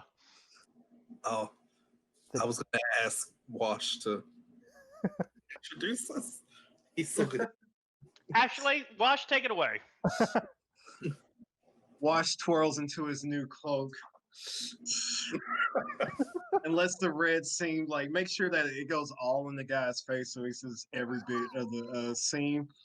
And he's like, "We're the ticket takers, the dragon communicators. We have a flame maker with an exploding ring, an otter who can turn into more than two things. Swords made friends with an almost king. And Mar went around the corner and made calls to somebody. The ticket Wait, you guys heard that? Yeah, The yeah. ticket takers, the now town savers. Thank you. Okay. Very Otter. nice. Ticket takers. All right. Well, that's good to know. And I suppose y'all are the group from Broadfield, right? So, Yes. all right. Well, I did offer you some, if you were able to fix some of the problem or trade it. I offered a little pittance from the mill. So if you want to, I don't think all you can fit in the base area, but if somebody wants to come with me, I can hand off something. Okay. I'll come with you. Okay. Yeah. Oh, okay. Good. So he walks in. Come on, I go with. Come on, and Mar. So he walks kind of. There's like it's like kind of at the edge of where the water wheel is. There's this like little dockish area that probably overhanged or did overhang where the river was, and he leads you back across there and into the mill proper. And where he had been set up the day before, or not the day before, the earlier that day, kind of at that chair, he goes behind there, and there's just a little chest. He puts it up on a counter and opens it up, and he says, "Well, I don't really know what the going rate is for saving a business, I but don't either, so he it's okay. yeah, well, so I'll put out a couple choices, and you take whichever of these you think might be the best." And so he puts a pouch up on the counter, and then he takes out just 4 platinum pieces and sets it on the counter, and then he grabs 2 bottles.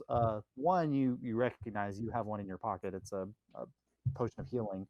The other bottle is a little different. It's kind of translucent, and when he shakes it, you see like the faint something like probably that big, kind of crescent shaped, little jagged, kind of floats into view and then kind of disappears behind the translucence of the liquid. He sets those 2, and he says, "Well, you can take this pouch of gems here, or money's always good, I guess. 4 platinum, and then there's these 2 potions. I know that one's a just general healing potion. The loggers use those when they a tree falls or whatever, but the other, I don't know what it does. Somebody traded through town, and they said would be useful in the business, and I haven't had anybody identify it, but I can let it take it off my hands."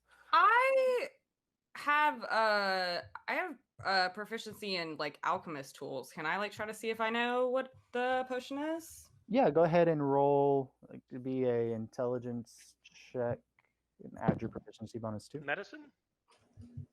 Are you identifying the? Yeah, you can either do medicine or you can do that way. Yeah. 13. 13. So you pick up the other vial and you're kind of shaking it, and you get a better sense of like what's in there. It looks like a toenail. Okay. And you have heard of certain potions that are made with like this type of material that are specifically tied to increasing someone's strength for a period of time.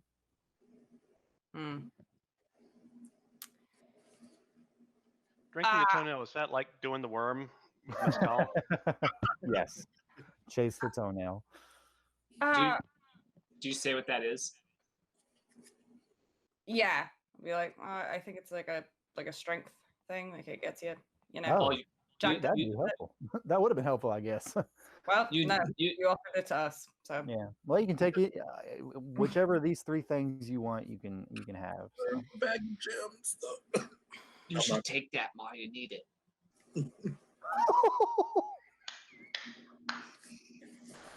Come on, man. He's cut. He's not even being mean. He's just no, I know that's the oblivious. worst part. That's the worst. Really, the most painful part is that was a genuine thing that was just said to me. And Mara's sitting there just going, he's not making it up. I mean, I don't know. The money's pretty good. We could throw that towards the guild, maybe. Oh yeah. I guess they're faster. You could buy more than 1 potion of strength with that. Yeah.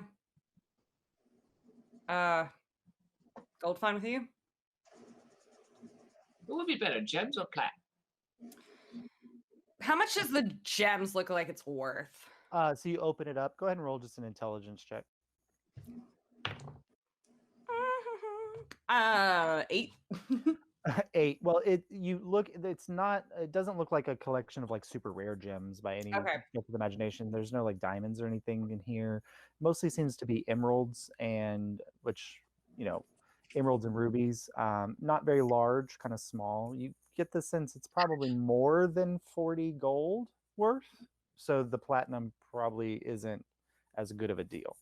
But you have to find somebody to offload the gems onto, so it's kind of like whatever you want to take with that. They're real portable, though. Yeah.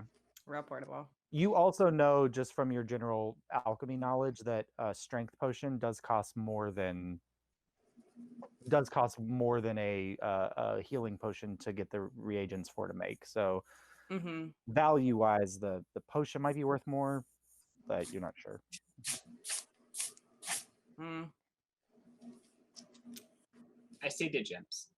Gems. All right, we'll take the You gems. just like them because they're shiny. Don't ruin this for me, Rob. The whole time Commander was like the gems. And then the moment the bag was opened, it was like, ooh. I imagine I just like open it and then like Kaimana's head enters frame. It's like over. And Dasher goes, "Yeah, thank you for taking those off my hands. For some reason, the town of Ipswich only trades in fine materials and things like that, and so I have to keep around gems to trade with them. But we don't trade as much because now we go through Broadfield for all of our connections. So those have been sitting there for a while. So thanks for taking those off my hands, I suppose." Yeah, your town sucks. My town? Yeah. Well, yeah. Thanks. I guess. I mean, you don't. You're perfectly nice. This place is awful. I leave. Okay. Come on, do you head out too? Yeah, I'll like stick around and apologize. Like she might be upset because she's weak. Oh. Well, I mean, I guess I don't really. There's nothing I can do about it. She doesn't like the town. She don't like the town. She's not from here anyway. So. Thank you. I'll be out of there. All right. Okay. So you guys rejoin the group. I'll ask, like, what did he offer for our services? Oh, I got this, and I'll show him the gems. Mm, We made out like bandits. it should be very. These would be good to use for a payment for the guild because the guild, where the guild comes from, there are gem changers. So if we give them gems, they would accept them. So, and What is maybe keep one or two for ourselves, such as a shiny for Kamana. I thought that was a foregone conclusion. We will get you as many gems as you want, little friend. Okay. How about that bag? Let us wait to see. And pay for our guild membership fees, apparently. All right. Should we head to the what was it? The Lawmaster? Yeah, we need Yep. to speak to them. All right. So you all make your way towards Muriel Red. I named two people Red something, and that was just whatever. Redleaf, Muriel Redleaf's offices, and you kind of the sun at this point is low in the sky. People are starting to light torches or lanterns around, and there is a lantern lit outside the Lawmaster's office, and you kind of open up the door and go in, and Muriel is still sitting where you saw her the first time. She's sitting behind her desk, writing in a ledger. Her two half ogre, I guess, bodyguards are standing behind her silently, just kind of watching out. And the moment you open the door, they kind of tense for a moment. When they see you, they release that tension, and she looks up from her ledger and she says, "Ah, I see you've returned. You're doing better off than the last one we sent off. Does this mean that He you've won't been be coming successful?" back. What was that? He won't be coming back. He won't be coming back. I assume that means that. And she sees Wash, and she goes, Just wearing his clothes. "I recognize that fabric for sure." He was So, not using it at the time.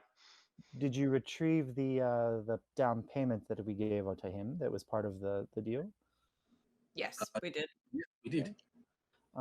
So I just need some sign or certification that you've kind of succeeded. So what evidence do you have that that something has been accomplished here? The river is rising.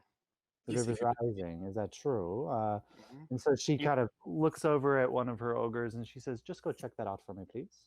And the There- ogre doesn't acknowledge, doesn't speak, walks out the door, pushes past you guys, and heads out the door. There is something you need to be aware of, though. Yes, what's that? The reason the water was stopped was a giant dam had been built by corrupted animals, giant beavers, in fact. And beavers did what beavers do, which is make dams. We eliminated that problem. However, upon completion, we had an encounter with a dragon. The dragon A dragon. in Deepwood. We haven't seen dragons in Deepwood in years. Well, In the day. you will if you don't listen to what I'm saying. And what is that? The dragon was inclined to blow the dam down and wash away all of Inniswood. We prevailed on them to not do that, but there are certain conditions. What? Why would dragons? They take care of the forest. They don't mess with us. Why would they care about what we're doing in Inniswood? About Because you're taking chopping care of down. the forest. Pardon? I said about taking care of the forest bit. About taking care of the forest. Yes. You've been chopping down trees in the forest. So the It dragon doesn't like that. threatened the entire town because we are trying to make a livelihood here? Yes. It is a beast of nature and son of a god. It does not think like we do. Hmm. The dragons are not sons of gods, but they definitely speak for them. The deal was if you stop cutting down any more trees in the Inniswood, you can live in peace. Use the river, raise your crops, have a flourishing town. If you continue to cut in the woods, your town will be obliterated and everyone will die. Rob, with that in mind, I need you to roll a percentile dice for me.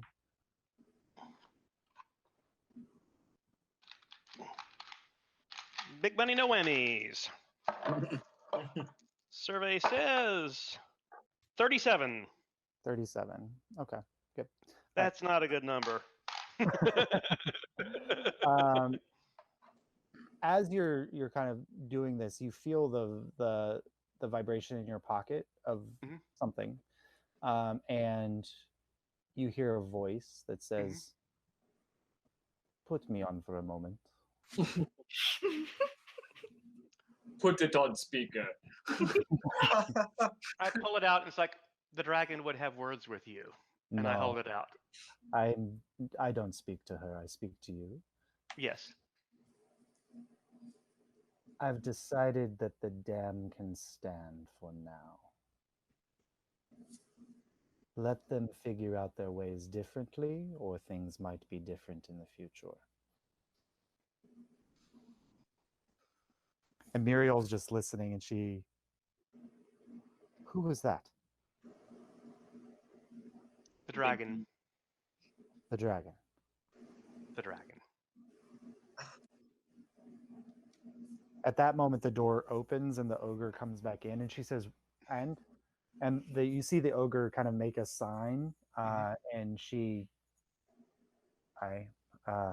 well, it seems that the river is rising. So you did succeed in some manner. The news that you bring is distressing for sure. But you have the opportunity to do something with the information, as opposed to being blindsided and obliterated completely. Yes, perhaps it might have been better if you just destroyed the dam and wiped the town off the map anyway. You're telling people who have made their entire livelihoods by chopping down the trees and logging and that they can't do these things anymore, or else they will be killed? Correct. There are other things you can do. You can raise crops. Broadfield is growing. It's going to need the people who move there are going to need feeding. It's not going to be able to sustain itself. You have the ground you have already cleared. And you can plant, nothing was said against you planting your own grove of trees and harvesting them. Just none that are in the Inniswood. All of that takes time for sure. Well, all of this is beyond a band of adventurers. You do not bring good tidings for sure, but a deal is a deal. You got 25 gold from the Great Redfield. And she tosses a pouch up in your direction, Saurus. I'll grab it. That's the rest of our agreement? And a the letter. total of 100 gold, is that correct? Correct. And then she kind of opens up the ledger. She had closed it when you guys came in. She opens it up just a little bit and reaches in and grabs something out and closes it again. And she takes it, signs it, rolls it up, and you see she melts some wax on it and puts her seal. And she hands it over to you as well. And she says, "And one writ of commendation." Thank you. We shall now take our leave. Unless you wish for Washbjord to regale you with songs of our adventures. I don't think I'm in the mood for songs after this story. Wash is kind of like,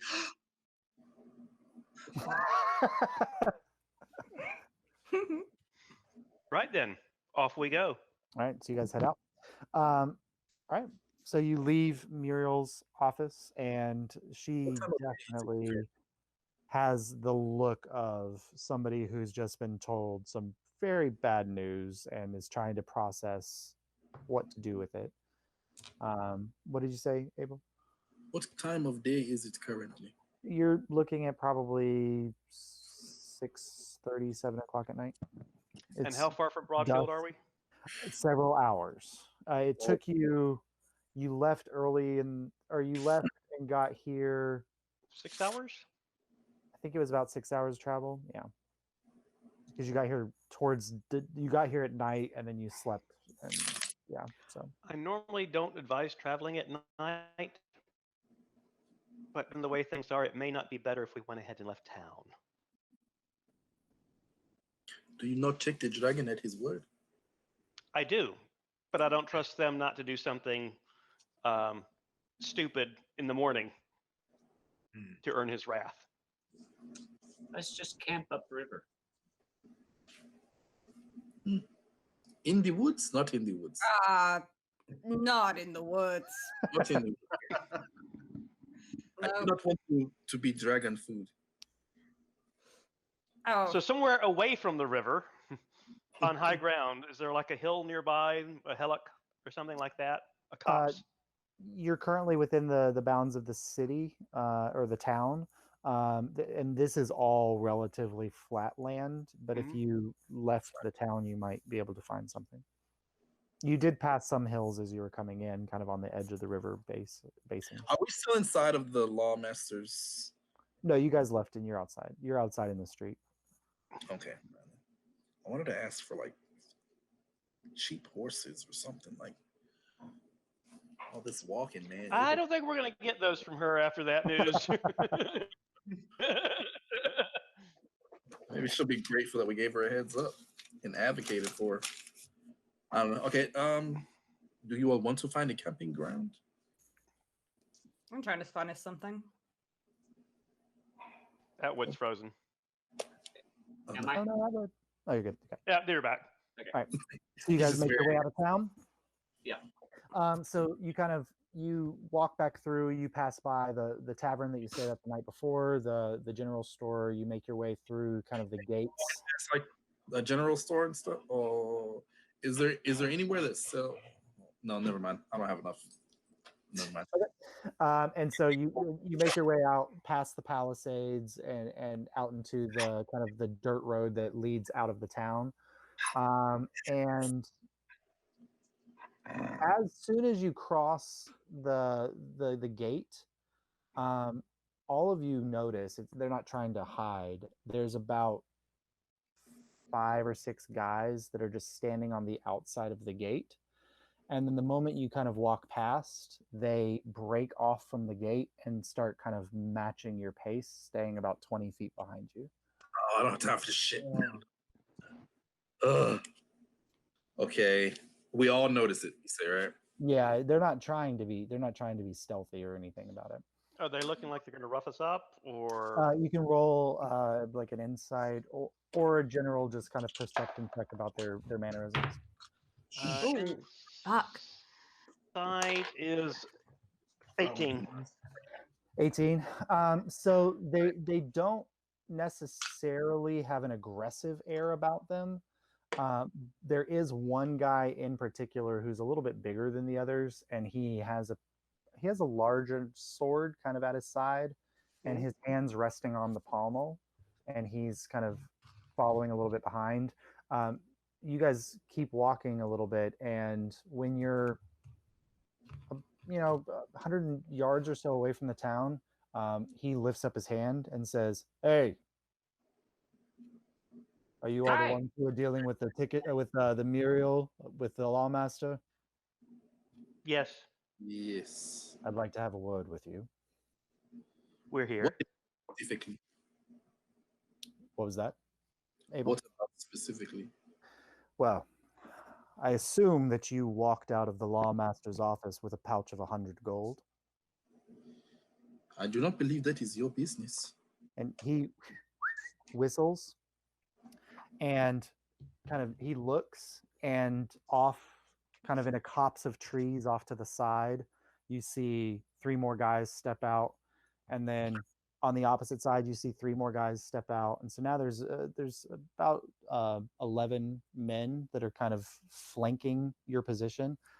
He says, Oh, "I think 100. it might be it might be my business. No.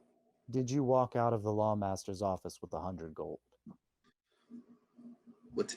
Oh, She gave us 75. 75. She gave Not saying that we already had 25 that we got to Yeah. keep. 75 gold.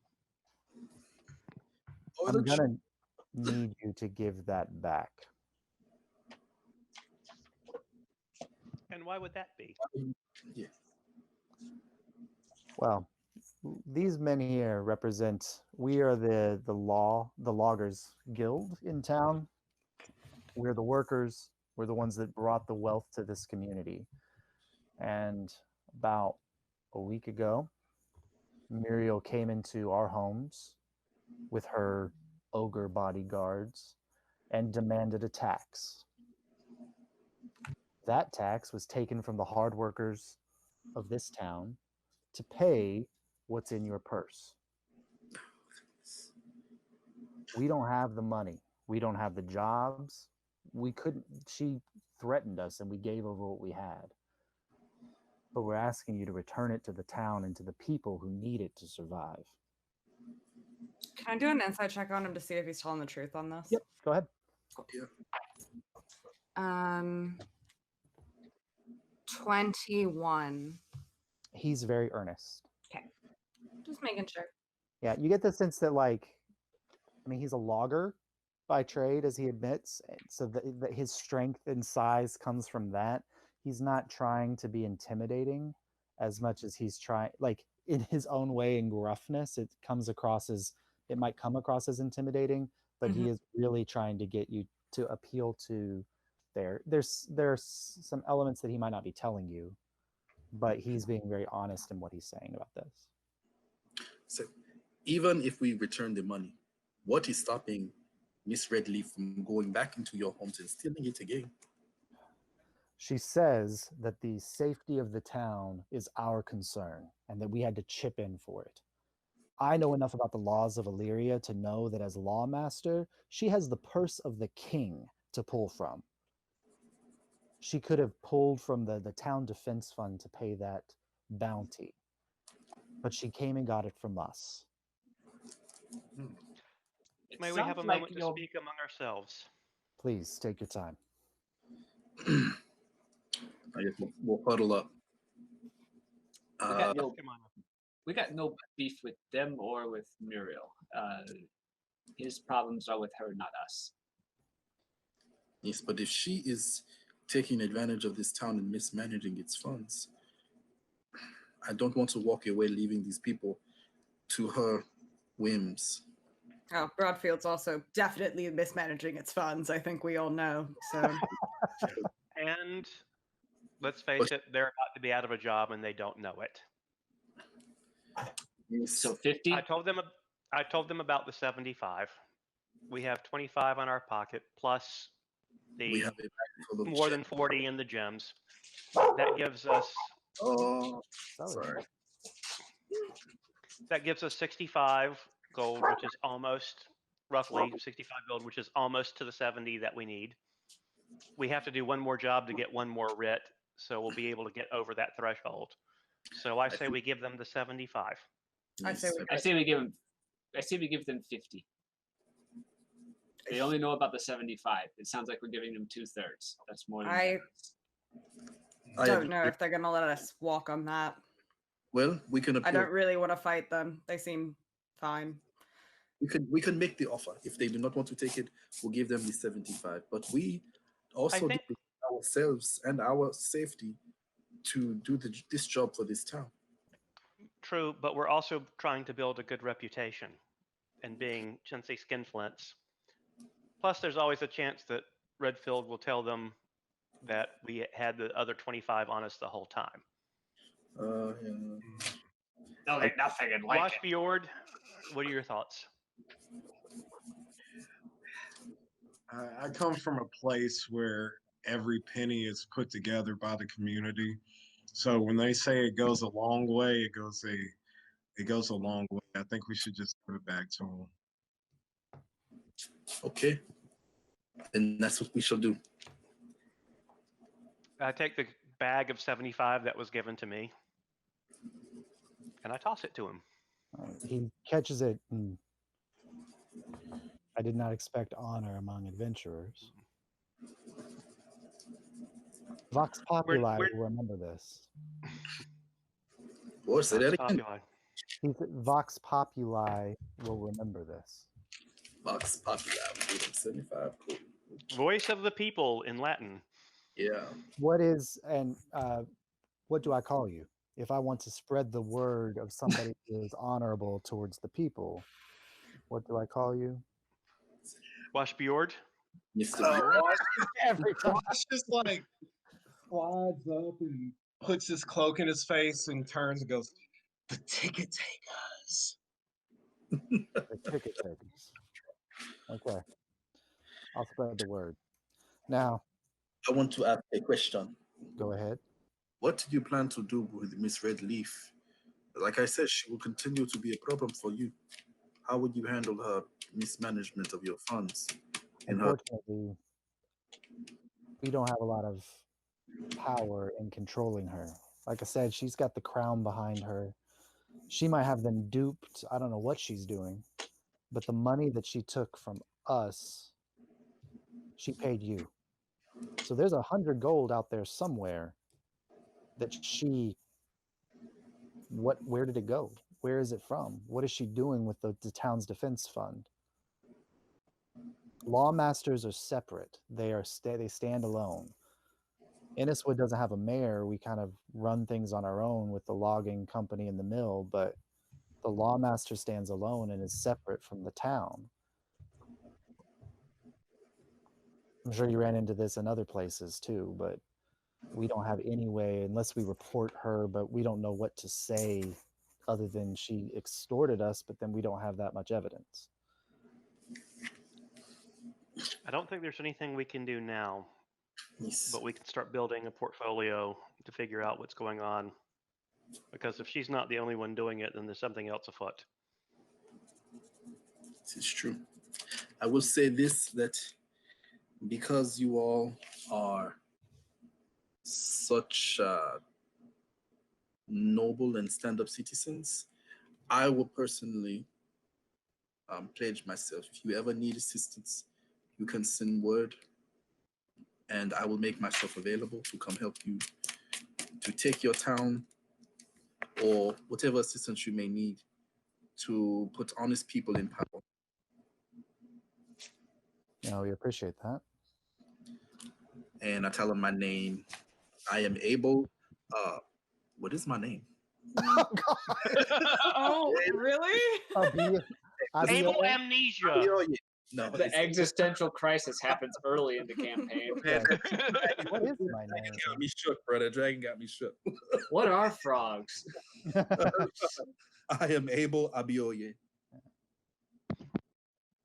Well, I don't want to be the kind to ask you to do something that goes against your path or your honor, but she's hiding something. And I imagine that there would be a way to get some evidence to bring her down. And there are still some honorable men among the watchmen who would see a lawmaster doing wrong in a community and put a stop to it.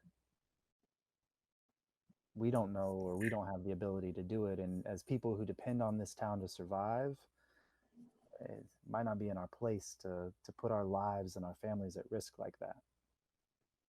We can't offer you any kind of reward. Like I said, she took this money from us and it's what we need to survive. But like I say, Vox Populi will remember.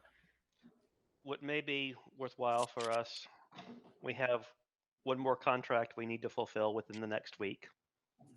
We fulfill that and then come back here to check and make sure things are going all right after the river has risen. Just to make sure that it did in fact rise the way it was supposed to, on our honor. And at that point, we can have more options in front of us. And if she's hiding something, a few days of us out of town will give her some confidence to maybe not have it quite as hidden. Can we trust that? I say to the group, kind of hush and leave. But can we trust that the lawmaster will tell the people of the warning from the dragon? She may withhold the information and leave them. That's another reason for us to come back. Yes. Perhaps we should just tell them now. They can make the decision to leave. On I their don't know own if they can afford to leave. But that is a decision I feel that they should be able to make.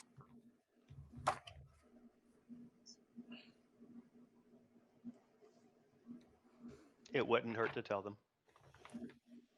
I think we should.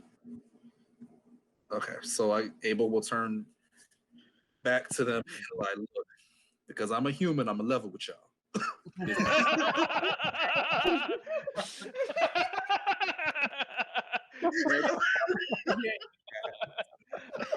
I picture Abel doing it exactly like that. Damn! Mara looks at that and then looks at the wood and is like, this is why the dragon was like that. This is why. And I'll just relate to them the dragon's frustration and his warning. And I got the sense that he can be a bit fickle with his wrath. So if at all possible, it may be best for them to spread the word and let families and individuals decide whether they even want to stay in this town. That's distressing news for sure. The people here, like I said, they depend on the town, they depend on the money. Relocating might be difficult. But I'll pass the word on. I'm not a spokesman, I'm not the mayor or anything like that, but I'll pass the word on to the community and let people make their minds up about what to do. I believe that is fair. And just so you know, we're being watched. And he kind of looks over your shoulder back towards the town, and you turn and see one of Muriel's ogres or half ogres is standing at the gate of the town, just kind of staring in your direction.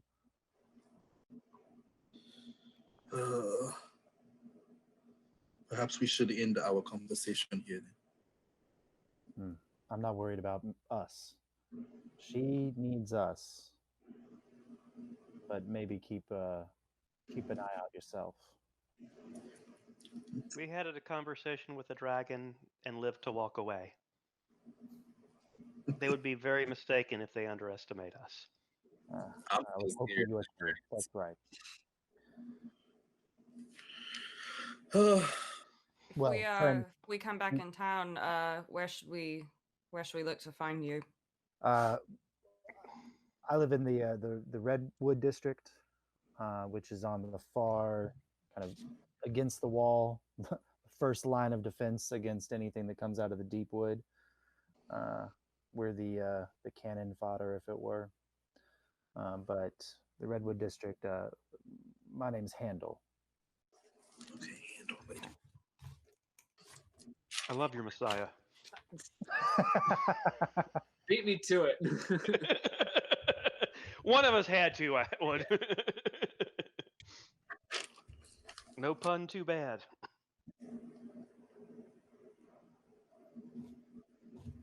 Well, we are just leaving this place the absolute worst that we can. Breaking the dam. We have fucked everything up possible on this, except that we have walked away without fighting anyone, and we're all alive. So And it's we're kinda like, skipping away.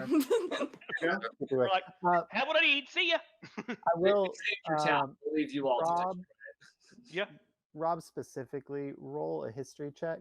Whatever, depending on what you roll, this will be something that I'll send you in a chat. Okay. History. 11. 11. Okay, I'll send you something in a chat after Okay. after the session. Not like this. I Right. Handle kind of nods in the direction of the other people, and you see them kind of fade off. And now that your hackles aren't raised by this group that's following you, like what you're seeing is pretty impoverished men. Looks like they had just kind of gathered. Most of them were carrying just wood axes or like small daggers or things. Their cloaks were tattered and torn. Like these were not, obviously not well-trained soldiers by any means, and definitely people who what you just handed them is probably several months worth of money for that whole group. So,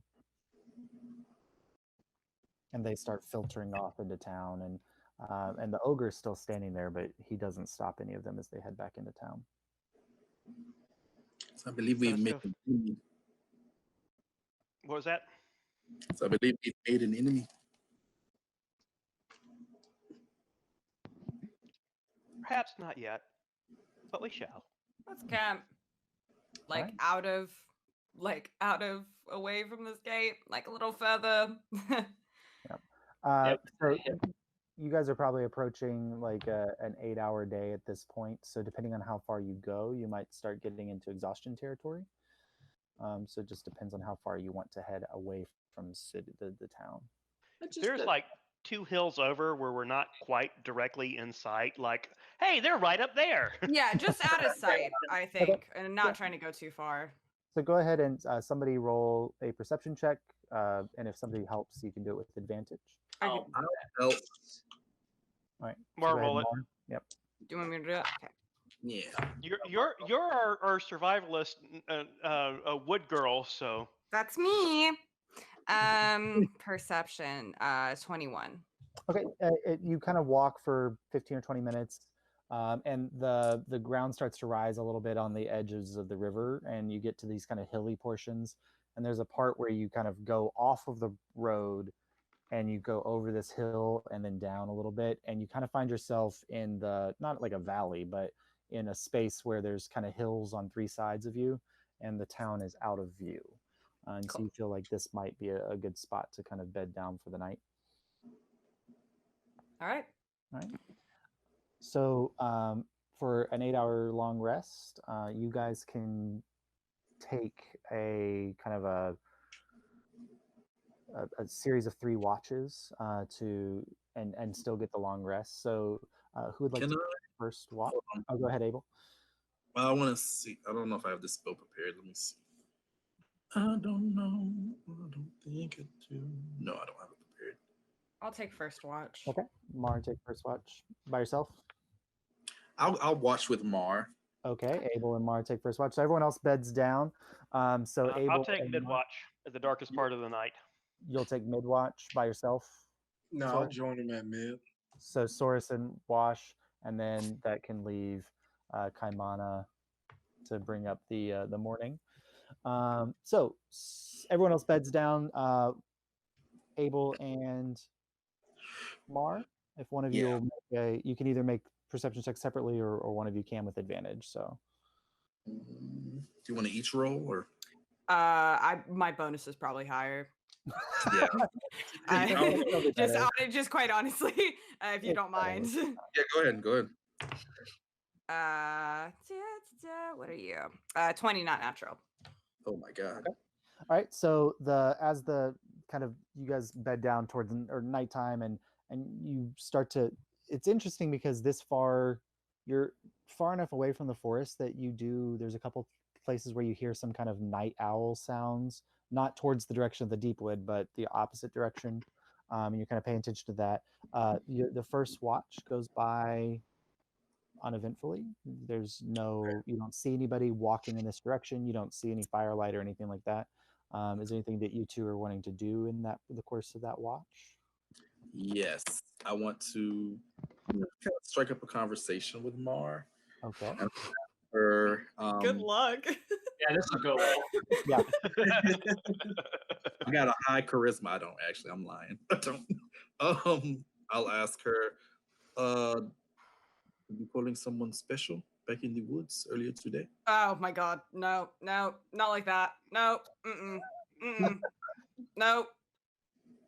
I'm curious. You're a young lady, and maybe there's someone that you wish to check up on. Let's not do that. No, no. That was my boss. Oh. Yeah. I So apologize. no, it's cool. I mean, she's she's good looking, but now, So Your boss. Who do you? I mean, for the order, she's kind of like the order leader. She interested to know that there's a dragon in the forest. I mean, I gave her the heads up, so in case it comes knocking on the door, they maybe know. But I don't know if it's really gonna bother with them. I'm not sure. It seems in a weird place on that. It's true. Forgive me. I do not know too much about your order, not being from Alyria. What is your mission? What do you all want to do throughout the lands? It's kind of controversial. It's about blood magic is not something like everyone's really cool with, right?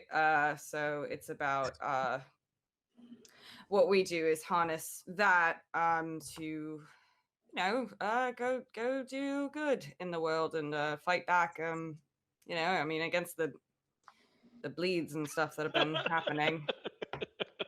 Using blood magic. Yeah. I am not in this land to judge. I've come here to learn, but from what I know, it's very dangerous.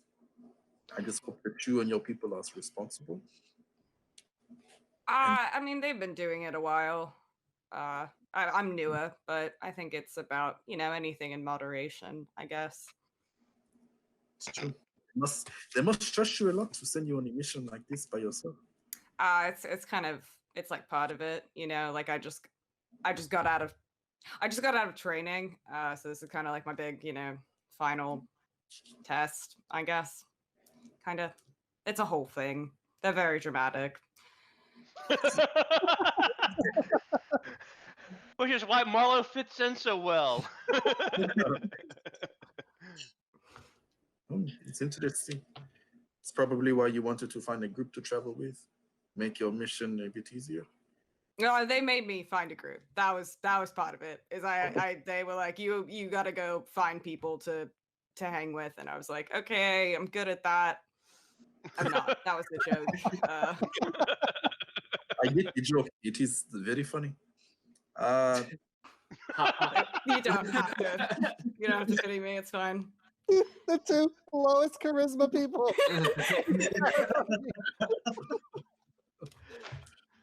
Well, This is what it sounds like. I'm going to compliment you by insulting you. I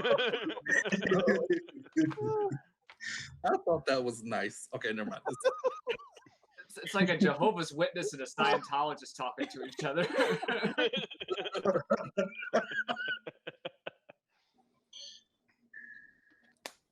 Okay, well, I guess I'll let the conversation slowly fade. Okay. It doesn't slowly fade. It dies painfully. I'll share some of my meat from my rations.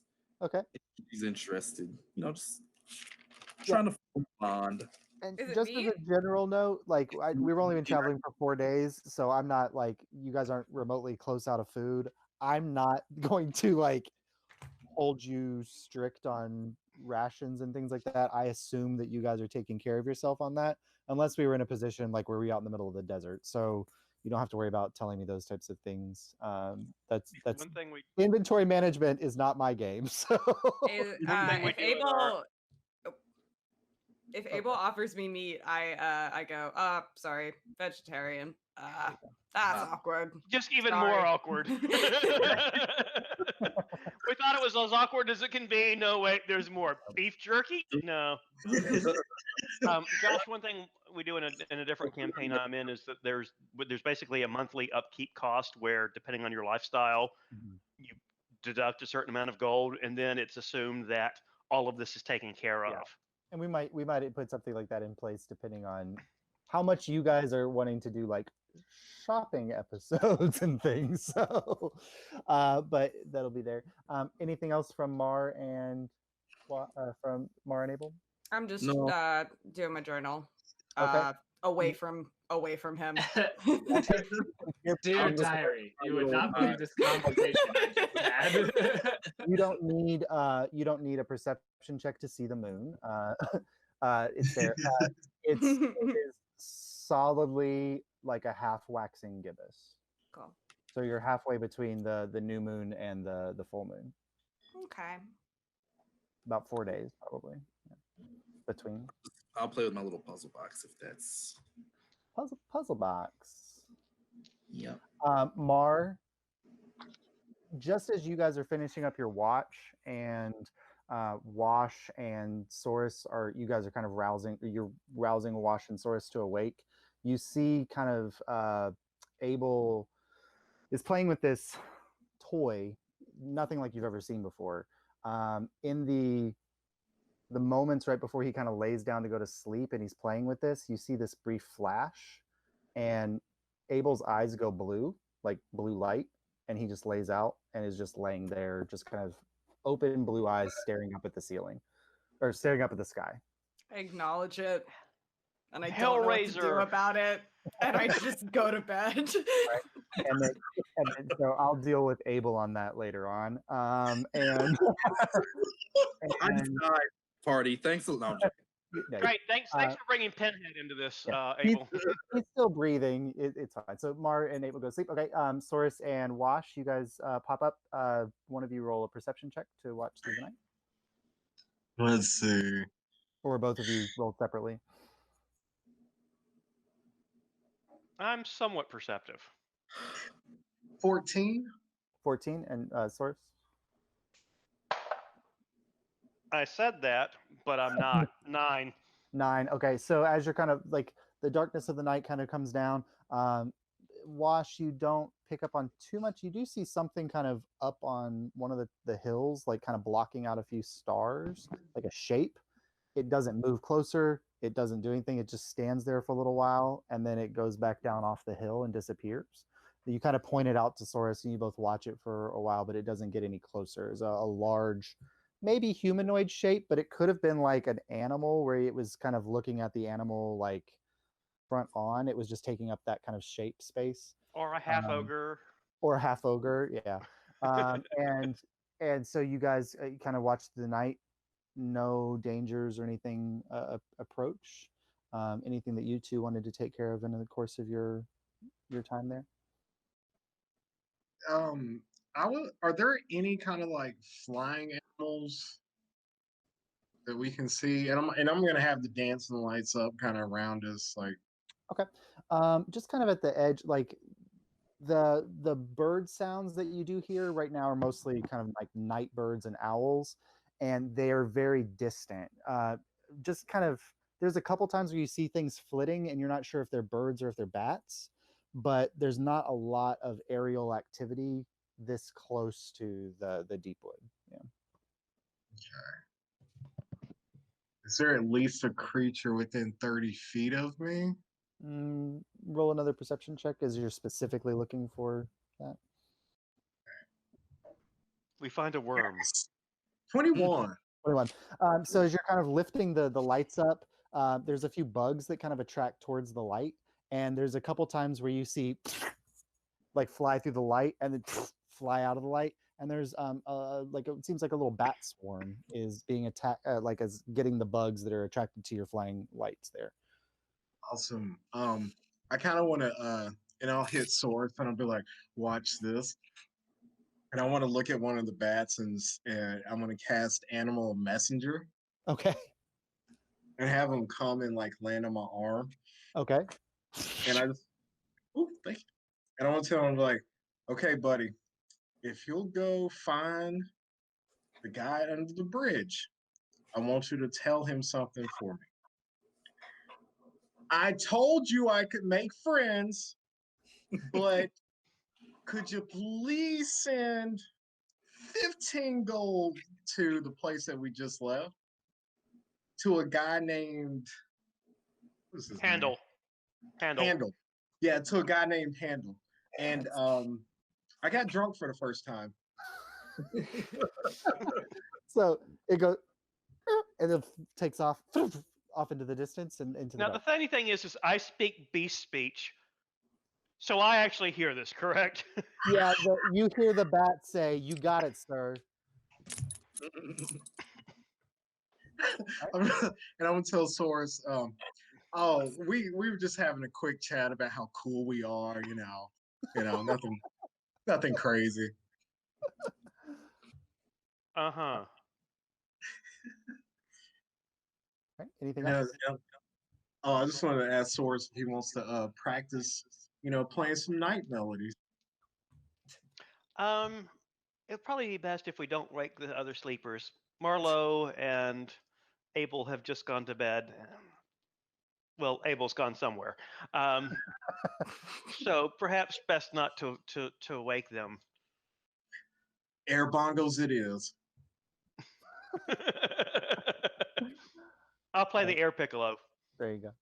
So the rest of your watch passes without incident, and then you guys kind of head towards sleep, and just kind of at the edge of the horizon, it's like that slow turn where the sky's starting to change a little bit, and you guys wake Kaimana up, and he takes the final watch. So Kaimana, perception check. Oh boy.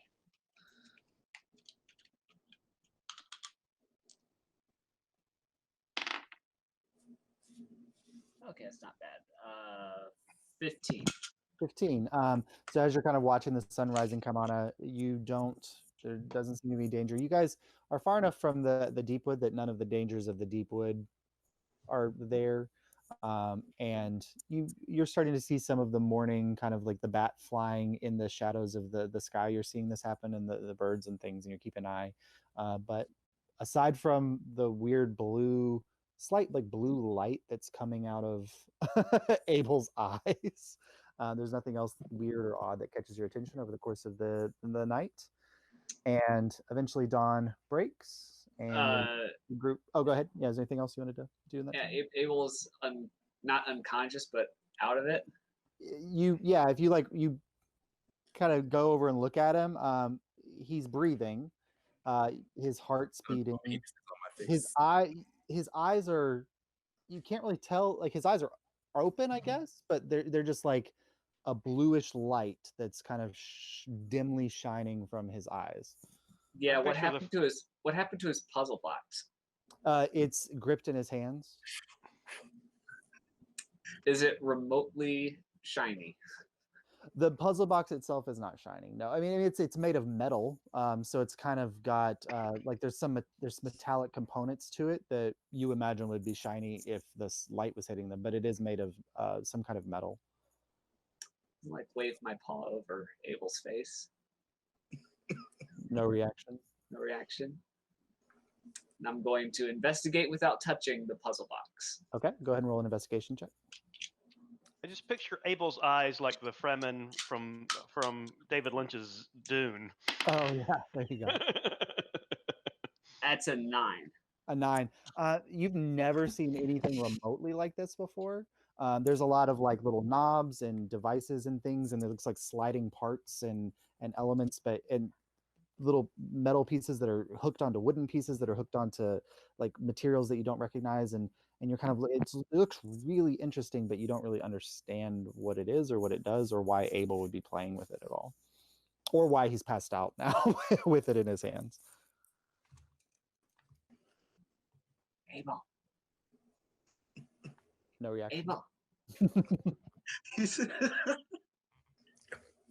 If you don't want me to play with your puzzle box, say something.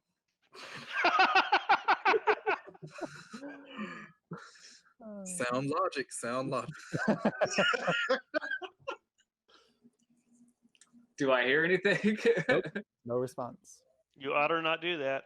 Do I hear anything? I don't know if I hear anything. No. Okay. All right, I'm gonna try to pick up the puzzle box. Okay.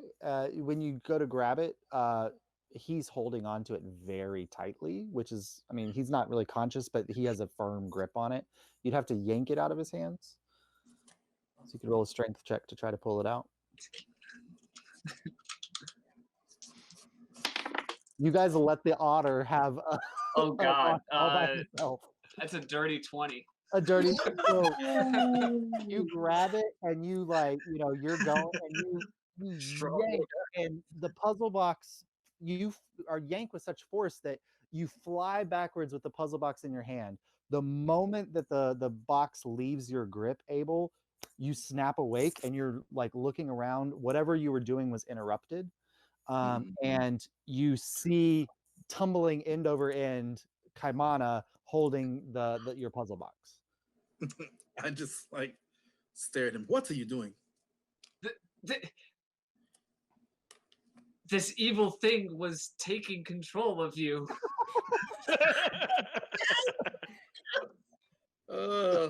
I don't know why the others didn't do anything. You know what? He's just so trusting. Like he just looks so trusting and cute. I'm just going to say, I appreciate your concern.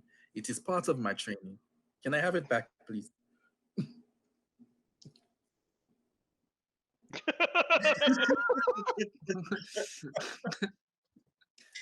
Thank you. I'll hand it back. Okay. Maybe one day I will show you how it works. Yes, please. All right.